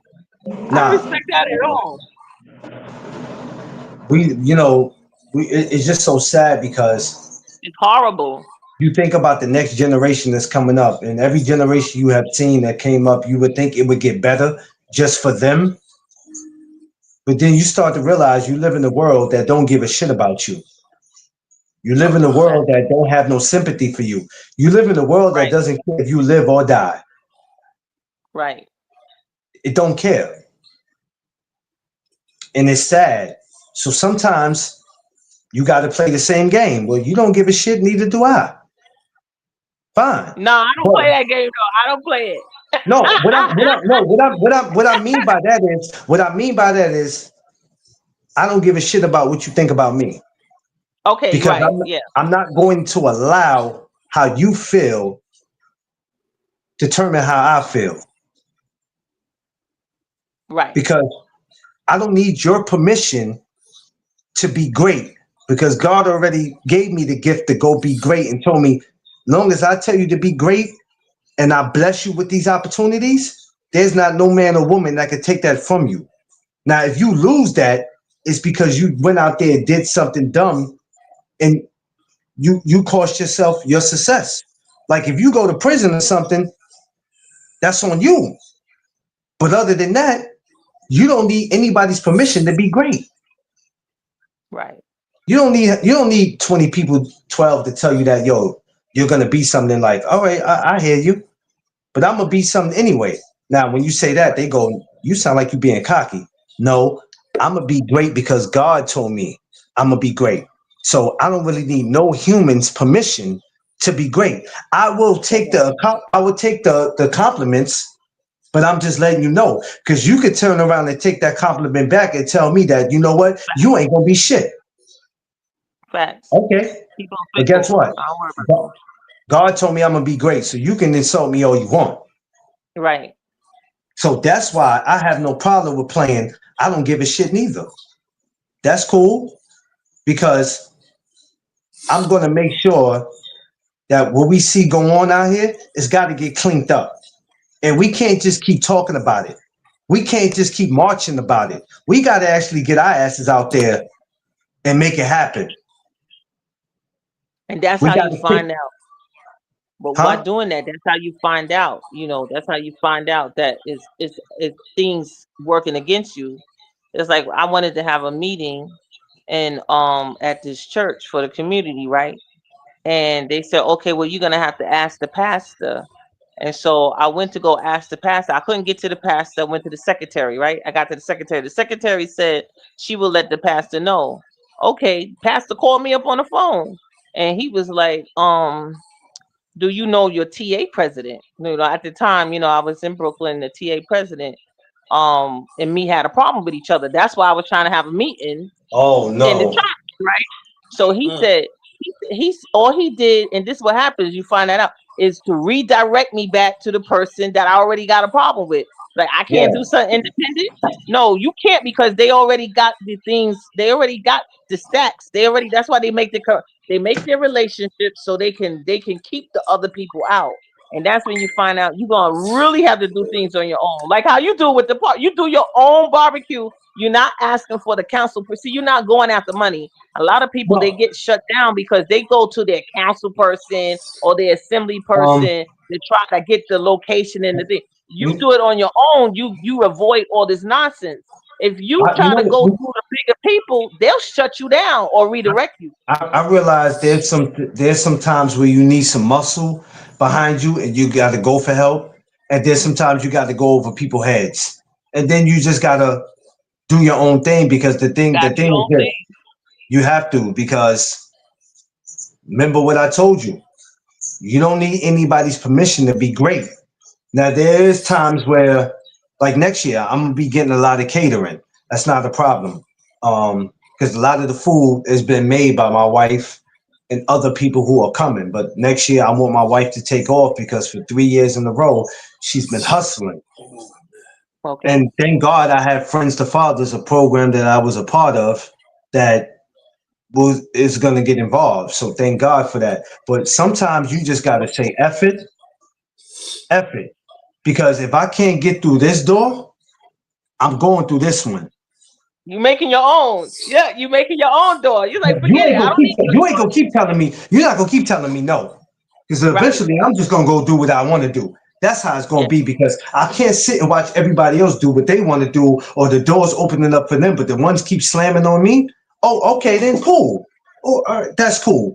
I'm gonna go do my own thing. And you know, when I did the barbecue, a lot of that money, man, that shit came out of, you know, me and my wife's.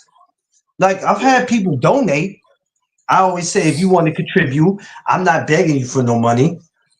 I'm not begging you. You're more than welcome to bring some food, cash app, whatever. Just, you know, come and have a good time and don't complain about the barbecue. Because, you know, our folks like to complain. Yep. You ain't got no more hot dogs and hamburgers? You should have took your ass to the store. Or you should have got here in time. Don't show up to my event complaining. Because last time I checked, you didn't contribute. Coming is not contributing. You understand what I'm saying? And I appreciate everybody that pop up, but don't ever complain. You know, when Underrated came, the times he came and did his thing.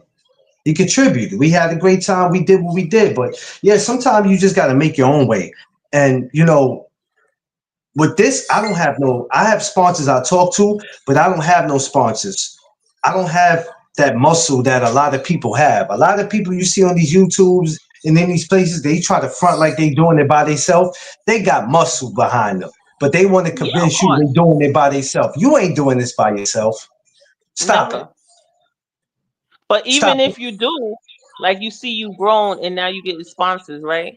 Like Yeah. when I had first I did an event and I spent my own money, and then a nonprofit just asked me did I have receipts, and they fully reimbursed me. You understand? Oh wow. Like I put my money out there, but they reimbursed me. That's why I know, you know, then that's how I got put on about reimbursement. You know, they reconcile their things. You long as you got receipt, they gonna give you back the money. But they gonna of course they're gonna take the credit though, right? So you're not doing it independent.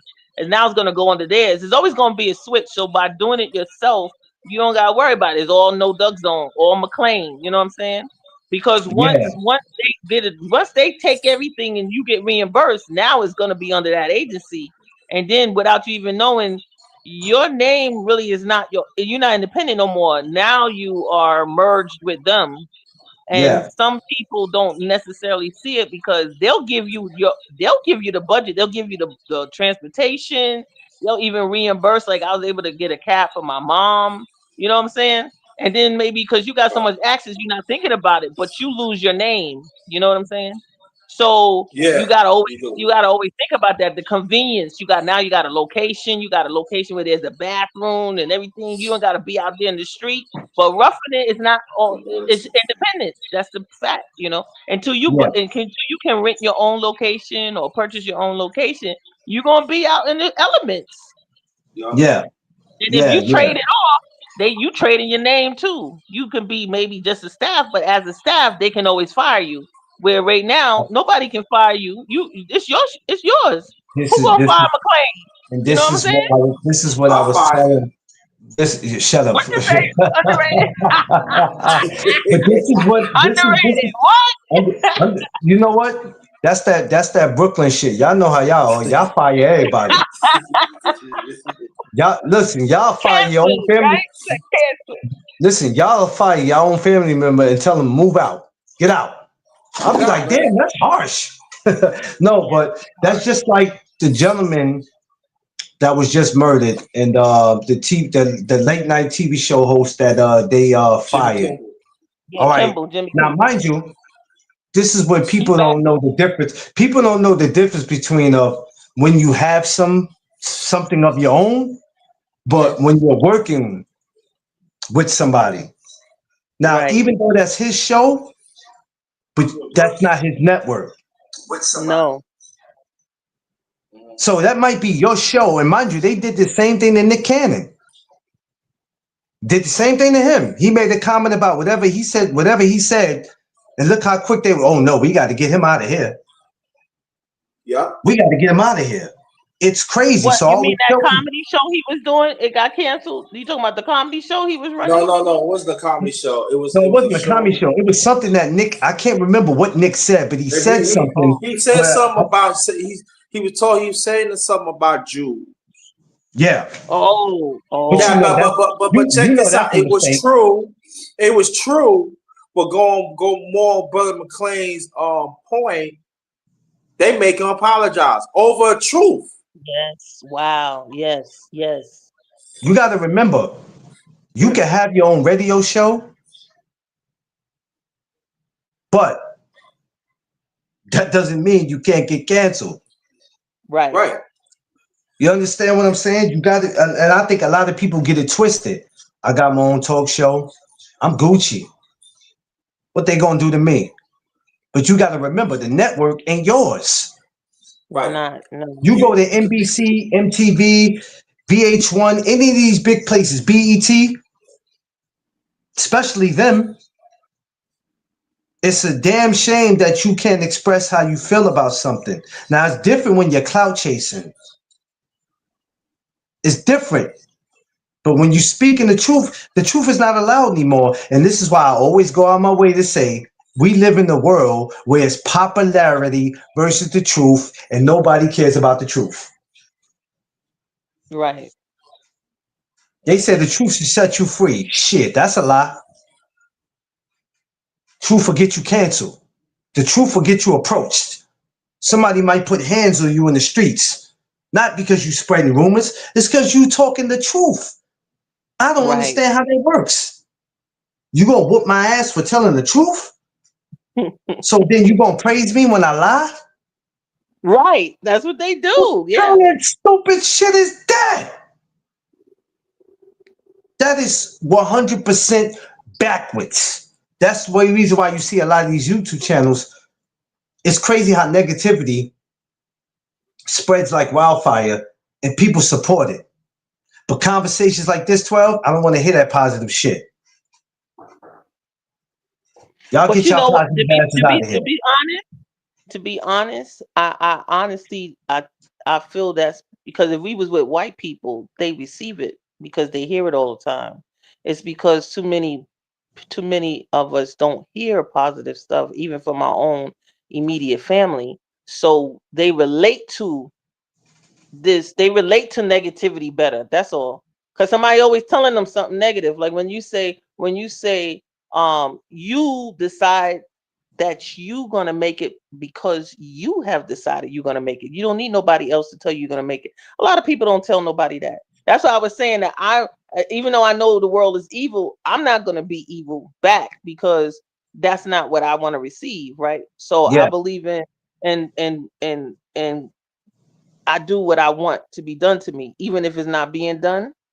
Because the reality is, if these people are not used to somebody saying good morning to them and wanting to know their name, because I've met people that they don't want to have small talk. You know, I'll be like, hey, good morning, how you doing? What's your name? They'd be like, what the hell's going on here? And it's okay. They're not used to it. And I'm gonna be me, right? So I'll keep doing it, and they will get used to me doing that. You understand? But it's Yeah. not something they're familiar with, and I'm okay with that. You know what I'm saying? But the reality is, if that's what their whole day to day is negativity, they're not going to receive your positive right away. But if you stay consistent and they keep coming around you, that's just how they always say. A lot of people always say a Christian is supposed to be a certain way. Even if they're not going to be nice to that Christian, they expect that Christian to be a certain way to them. They be like, oh, you're not supposed to judge. Oh, they know what to expect when they encounter you identifying as a Christian. And they going to be mean to you, but they expect you to be loving. And they'll still receive everything you do to them, being loving and everything, but they don't necessarily give it back to you. You understand? But they said, yeah, if they get broken, they get beat up, they're going to come right to you because they said, that's how she's supposed to be. She's supposed to be nice to me. She says she a Christian, but they might never be nice to me back, you know? No. And I'm okay with that because I'm giving them something that they know I've expressed that I'm going to be like. But they're not used to it, and that's why they coming over to me because where they at, they ain't getting it. So they come in, but they're gonna be mean. They're gonna sit with their arms crossed. They're gonna be whatever. They're gonna be difficult, and that's what I'm saying to McLean. You know already that we got a difficult population, so yeah. we coming into it expecting it, and we just gonna deal with it because we want to help them. Over here, I try to do that same thing. I try to give them something over here that they're not used to. Right? Because like I said, in a lot of these channels, they don't talk about it. Majority of these channels that you see, it's just boxing talk and that's it, right?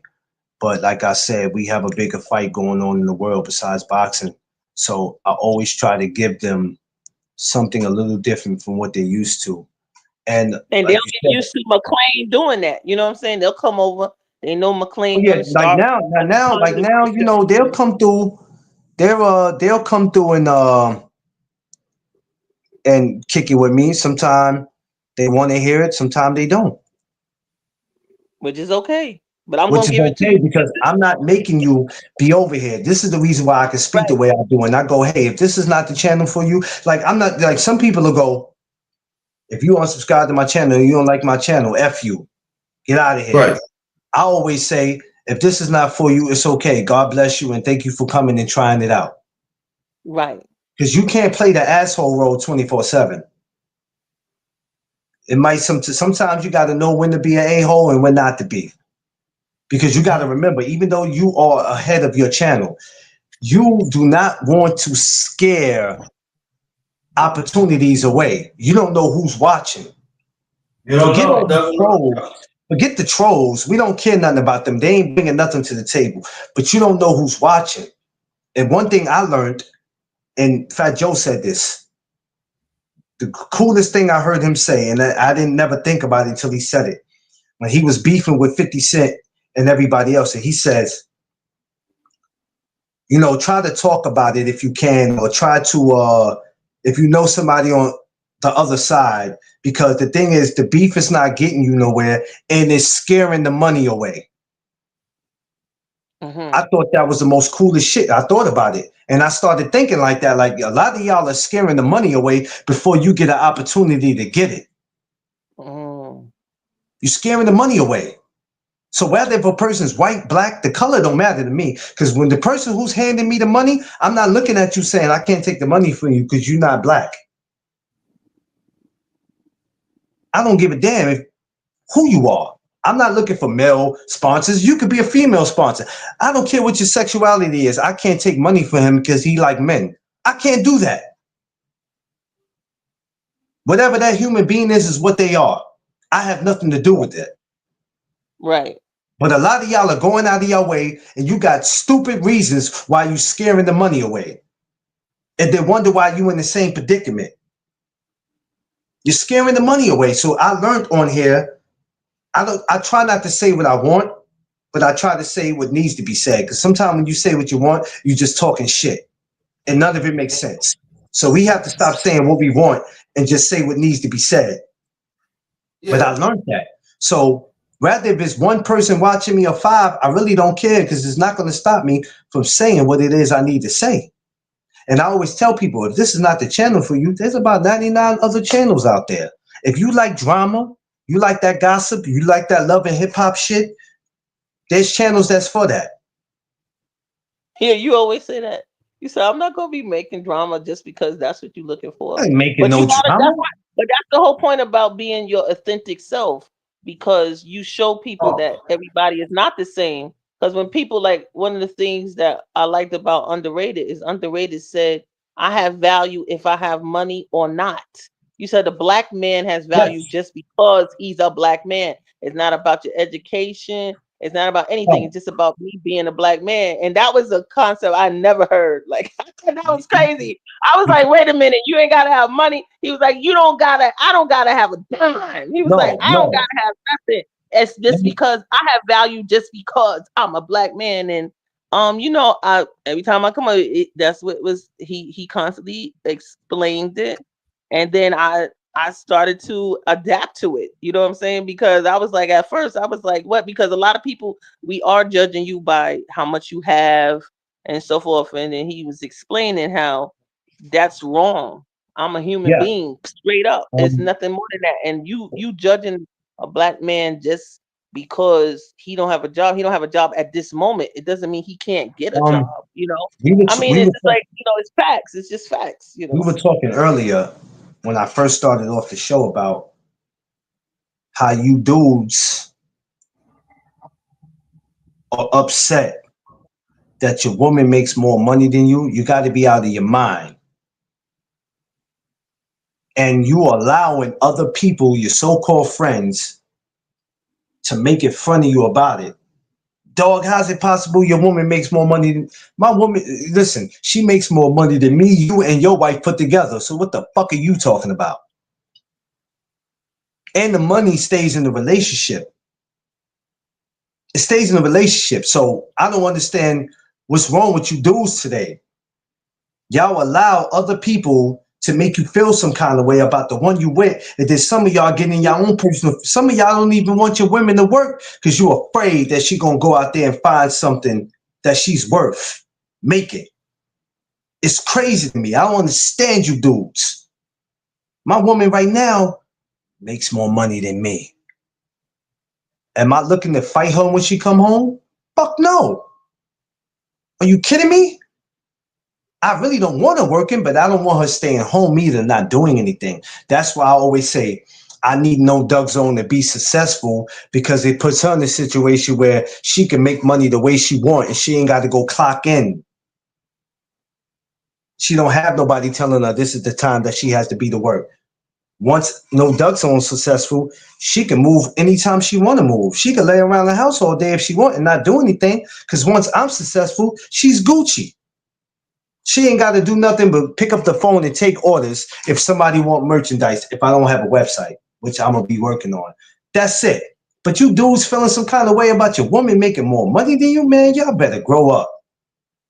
Grow up and get out your feelings. That's just why I say y'all became the new women in 2025. Old Carl Thomas emotional ass dudes. You're emotional. Y'all allow somebody to make you feel some kind of way because your woman making bread. I'm proud to say my woman make more money than me. I hope she continues to make more money than me, because while she's doing that, I'm over here trying to get No Doug Zone to that point where neither one of us got to work. Y'all mindset is, how y'all think is crazy.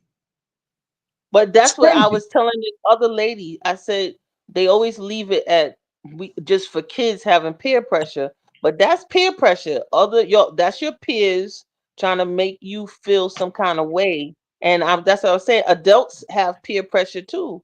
I said we still, it's forever. It's for life. We always, these people on the outside always trying to tell us how to act, how to feel, what to do. And it's like, but you don't need to tell me anything. Like, we always trying to say, as an adult, we free thinkers, but we always experience peer pressure in the job, in the workforce. They always trying to, that's why them people be showing off, getting Gucci, getting all these name brands, because of peer pressure.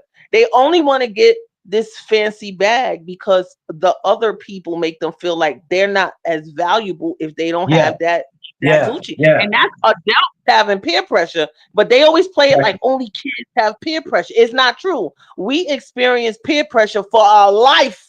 Let me It's tell just you. a human thing. It's just people being people. People always trying to be like, oh, and they adults. That's your neighbor. That's your homeboy. Whatever. They be like, oh, look at your shoes. Like, what are those? You're out of school, and they're like, what are those? They just messing with you all the time. Why you gonna get a new cut, yo? Like, why your hair looking like that? They just constantly bothering you, and it's like you got to really be in a good headspace to be able to just deal with it on a daily, because every day there's somebody got something to say. Yeah, just like on these YouTube streets. I always tell people one thing about being a content creator is not just about getting up here creating content. You got to deal with the good, the bad, the ugly. You're always going to have somebody that's going to go from praising your channel to downing your channel, or just downing your channel. Yeah, 12 is all right, but she ain't somebody I'm interested in going to listen to. Underrated is all right, but he's always talking the same shit. Yeah, No Ducks on cool, but I'm sick of that positive shit he talk. I'm sick of it. He's always down in boxing or whatever they think. You know what I'm saying? People are going to think about what they want to think about you, and it's all good, because you need to know that that's not going to stop me from doing what I do. That's right. But And it's not going to stop matter to me. Because my thing is, but you know what's the good thing, McClain, is that what? the fact that they're talking about it, yo. That's what you want. You know, Hey. the reality is no news is bad news for you. It's like if they talking, No, they you know talking. what? They coming over. So underrated know this. There was a promotional company. For some reason, they would never give me credentials when an event comes up, and I kept getting pissed off because I'm like, what is the point of me putting in credentials and you motherfuckers ain't answering me? It's starting to get me pissed off. And one day, the person was just like, never told me what I did, but just said, we got a problem. Okay, well, what's the problem? Because where I come from, when you tell somebody you got a problem and you ain't explaining the problem, now we got a problem. Uh-oh. We got a problem. Now, you know, some people don't know because they don't grow up in our communities. You can never walk around the hood and say you got a problem with somebody and then don't explain that problem, because then we're going to have a big problem, because now I got to watch you. I got to watch you now, because now you might be trying to do something to me. But getting back to what I was saying, these people are a high promotional company that everybody knows, and they've been around for years. Now, I got upset because I felt some kind of way about how they would treat me, but then I snapped out of it and said, well, damn, I'm just glad that these motherfuckers know who I am.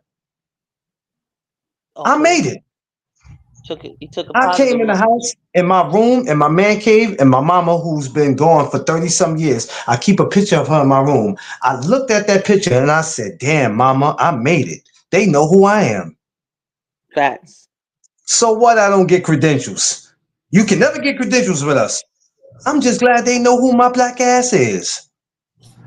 I made what was it. the problem?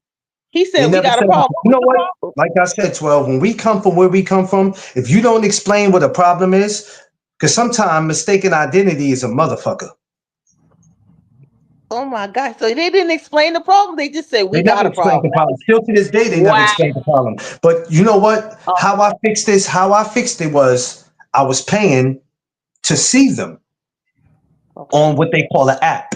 So what I did was, if I'm not welcome in your home, you're not welcome in mine.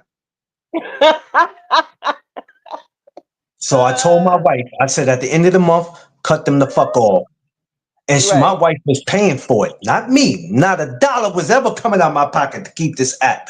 She did. I said, at the end of the month, cut them the fuck off. Because that's where I come from, 12. I come from a world that, okay, if I'm not welcome in your home, you're not welcome in mine. My man Thomas, what's up, man? Thomas, what's going on, man? Drop your link, Thomas. That's the world that I come from, 12. It's not being petty. I'm not going to support you and you don't support me. I can't do that. I don't come from that world. Maybe one day I'll change, but it ain't gonna be today. Just not gonna be today. Maybe one day I'll change. Well, what you want to change to do?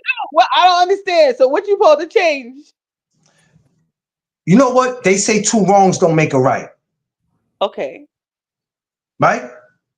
But Right. I'm just not gonna go out my way to watch your success and watch you do what you do. And then when I ask for the same shit back, you giving me the runaround. Right. You're not phony. You're not trying to be phony. We gonna take look. If I know that you supporting me and Underrated supporting me, I don't give a damn what I'm doing. I don't care if it's 10, 15 minutes. Let me drop it and see what let me see what 12 got going on. I remember 12. I'm gonna tell you how much I support you. I remember one day you went to sleep on your damn live. You always do. And I went to video chat her. I went to video chat 12. I said, I got a video chat 12. 12 was sleeping like she got 12 jobs. She was gone. And somebody was like, nobody has her phone number? Somebody call this lady. She's asleep. That's the sleep lives. It's Yo, crazy. you was going to the world. You didn't give a damn. I don't know what happened. If you had something to sip or you just had a long day, your ass was gone that day. I'm trying to video chat her Underrated. I said, yo, I want to video chat this lady and let her know you on your live still. And when I mean she's knocked out, Underrated, her ass is gone. I know. She be doing that for Oh God. I said, yo, I don't know what she did that day, but her ass must have been busy because she is going to the world. Oh no, it's horrible. But I just can't believe people be doing that. They do sleep but it's the streams, so I simple was like, fact, oh, I well, do. I stood there and still supported. I appreciate that. Support does not cost anything. See, people think because you put a cash app up or when you say donations, support doesn't cost anything. I was willing to video chat you and be like, yo, 12, I don't want to disturb you from your beauty sleep. You on live and you got a couple people watching you. Bullshit content. No, I be 12 doing be bullshit. That's why I out welcome for 5, trolls. 6 You know I be troll friendly. Yo, there was a troll that came in and was like, oh my God, nobody has her number? I be trolling. That's And me I'm trolling. laughing at the troll because look, that's exactly how the troll put it in. He was like, oh my God, nobody has her number? Why you do the white voice? You just code switch, McClain. Because I could tell by the way I could tell what he was by the way he wrote it. So I'm just like, oh my God, nobody has this lady's number? Call her. Somebody should wake this lady up. My God, wake her up. You know what? This is what Free be going through. Free be cracking up on it. Sometimes I have you on the TV, right? And I be walking around or whatever, and I hear D Free laughing. Cause he got that laugh that make you laugh. Exactly. He got that laugh that make you laugh. I be like, what is he laughing at? He be laughing so hardy. Cause he know you be clowning. You could be clowning. I'll be joking, man. I'll be clowning so much. But that's how I felt like the guy. I felt like if I could hear the dude's voice, if it was a dude, because I really didn't look at the name, but I could picture it was just like, oh my God, somebody wake this poor lady up. She's on her live sleep. Nobody has her number. So I'm like, you know what? I'm trying to text you, but I'm like, if she can't see her own live, how the hell she gonna She's out. 12 be out. So I'm like, yo, let me video chat her. She didn't respond to the video chat, so now I'm watching her live while I'm video chatting her. I said, this poor 12. Poor 12.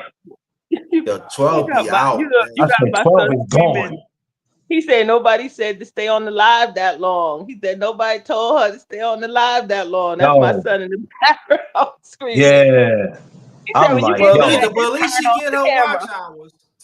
Hey, look, JT know that we be on 24 hours just trying to get them stupid watch hours so we get monetized. It never happens. You know what though? And I'm glad that you said that because I sat up last night looking at my watch time, and then I looked at my subscribers, and I'm not too far away from 1,000, but I still got a little way to go. I was watching the watch hours, and I was like, "Hey, McClain, you doing good?" Because some people act like they got to go live 3 times a day and be on their live 8 hours.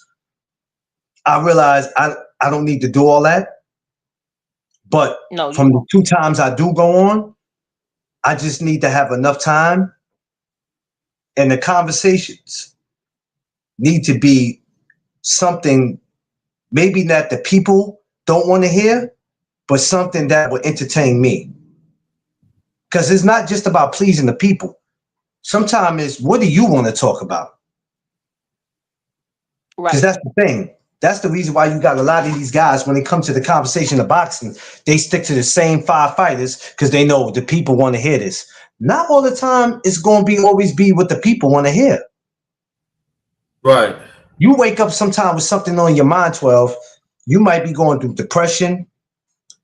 Suicide could be on your mind. You might be talking to somebody else that's waking up that might decide today is their last day. But because they caught you alive, you might have just talked them off the edge. That's wonderful. That's a good thing that we have as content creators.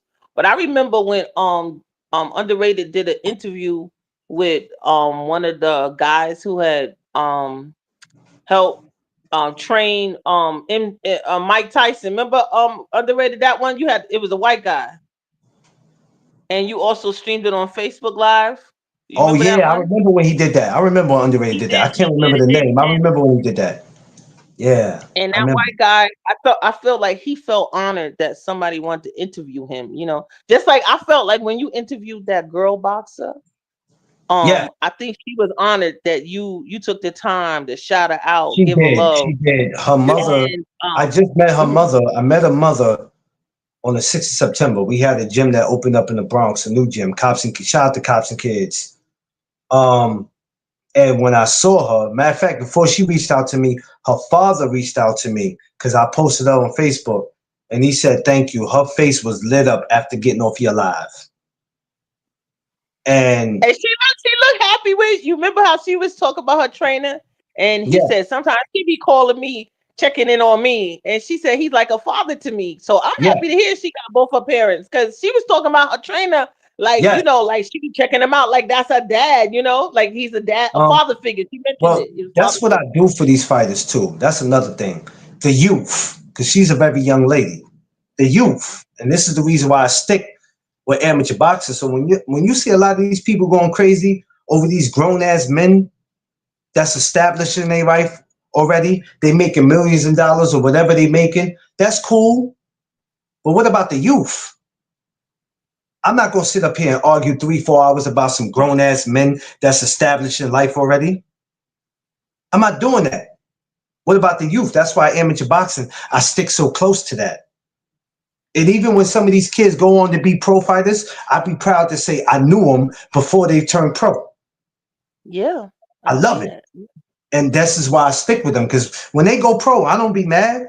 I felt like I accomplished something, because when the rest of the world are just finding out who they are, I'm like, I've been knew them. Yeah, you had the eye. You was like, I could tell. I could I've tell where been you're knew them. going. Like you told her, you said if you can't find anybody in your weight class as you get older, you just gonna go to Philly, right? You said you was Yeah, already because telling you her go like to Philly, you she go could to go. Jersey, and another thing I like doing, sharing information. Underrated. I know you going on. Just give me a second. Sharing information is not against the law. So when I get stuff that comes up that I see, I share it with people. Hey, listen, anybody interested in fighting in Jersey, Philly, Connecticut, Maryland, DC, North Carolina, VA, even if you don't go, I share it because I know what these fighters are looking for. Now, I don't know what you're going through financially, because it takes money to get to these places. Sometimes you got to drive 8-9 hours. Everybody don't have a car. Some people don't have gas money. Some people don't have money to get on a Greyhound. But just in case, I share the information. Let's stop being so selfish with our information. Well, Right. I'm getting ready to get on right now, y'all. So thank you. All right, so let's go, yo. Let's go over there to the Underrated one. If you're not subscribed to him, 12, you can drop your link if you want to. It's up to you. I'll see you Oh, over there. I'm inside this thing. I can't drop nothing. I don't got a comment section. Oh my But Lord. because I'm inside the StreamYard thing with no Oh my comments. But I God. can get off and go over the Underrated channel though. Well, give them your Instagram. Tell them where they can follow you, because some people are gonna want to follow you. Well, so I don't be on Instagram. So like the way y'all can follow me, because I got a comment section in my YouTube. You just go to 12 L's, and anytime you want to talk to me or whatever, you can put it in you post it on my comment section, or you just tag me in your video, and I see it, because I see y'all anytime y'all tag me. But I Be only go respectful. over to Instagram because McLean told me he had sent the link, because I don't be going over to my Instagram. Yeah, McLean, I see him because he come on every day. So that's every day. like underrated come on almost every day too. Yeah, every day. That's every morning for me until I get busy where I Yeah, can't do it. Because at some point, the morning chop ups are probably going to slow down, only because I might have things I have to get through in the morning. But even with that, that's the reason why I always make a YouTube short, because YouTube shorts, they help. They help. right. Oh yeah, because you tell it, you say, "Good morning, guys. I'm out here." Blah blah blah. I like it. It's like you being you being so you Yeah. say, "I love you guys. Thank you for subscribing." Blah blah blah. I had just one question though. Why would the girl go out of her weight class if she fighting people, like what the other girl that she fights get fatter, or like why would somebody as she gets older she might not have the weight class here in New York? Well, you know, a lot of times with these females too, the fellas go through it too, but a lot of the females is that two things happen. They either outgrow their weight, just like in professional boxing, or they can't find anybody in their weight. And So out of a city of 8.4 million, she won't find somebody in her weight class in New York. well, there's not that it's not you know what? There's probably more male fighters in New York than female fighters. Oh. So for the ones we do have, they're either not in your weight.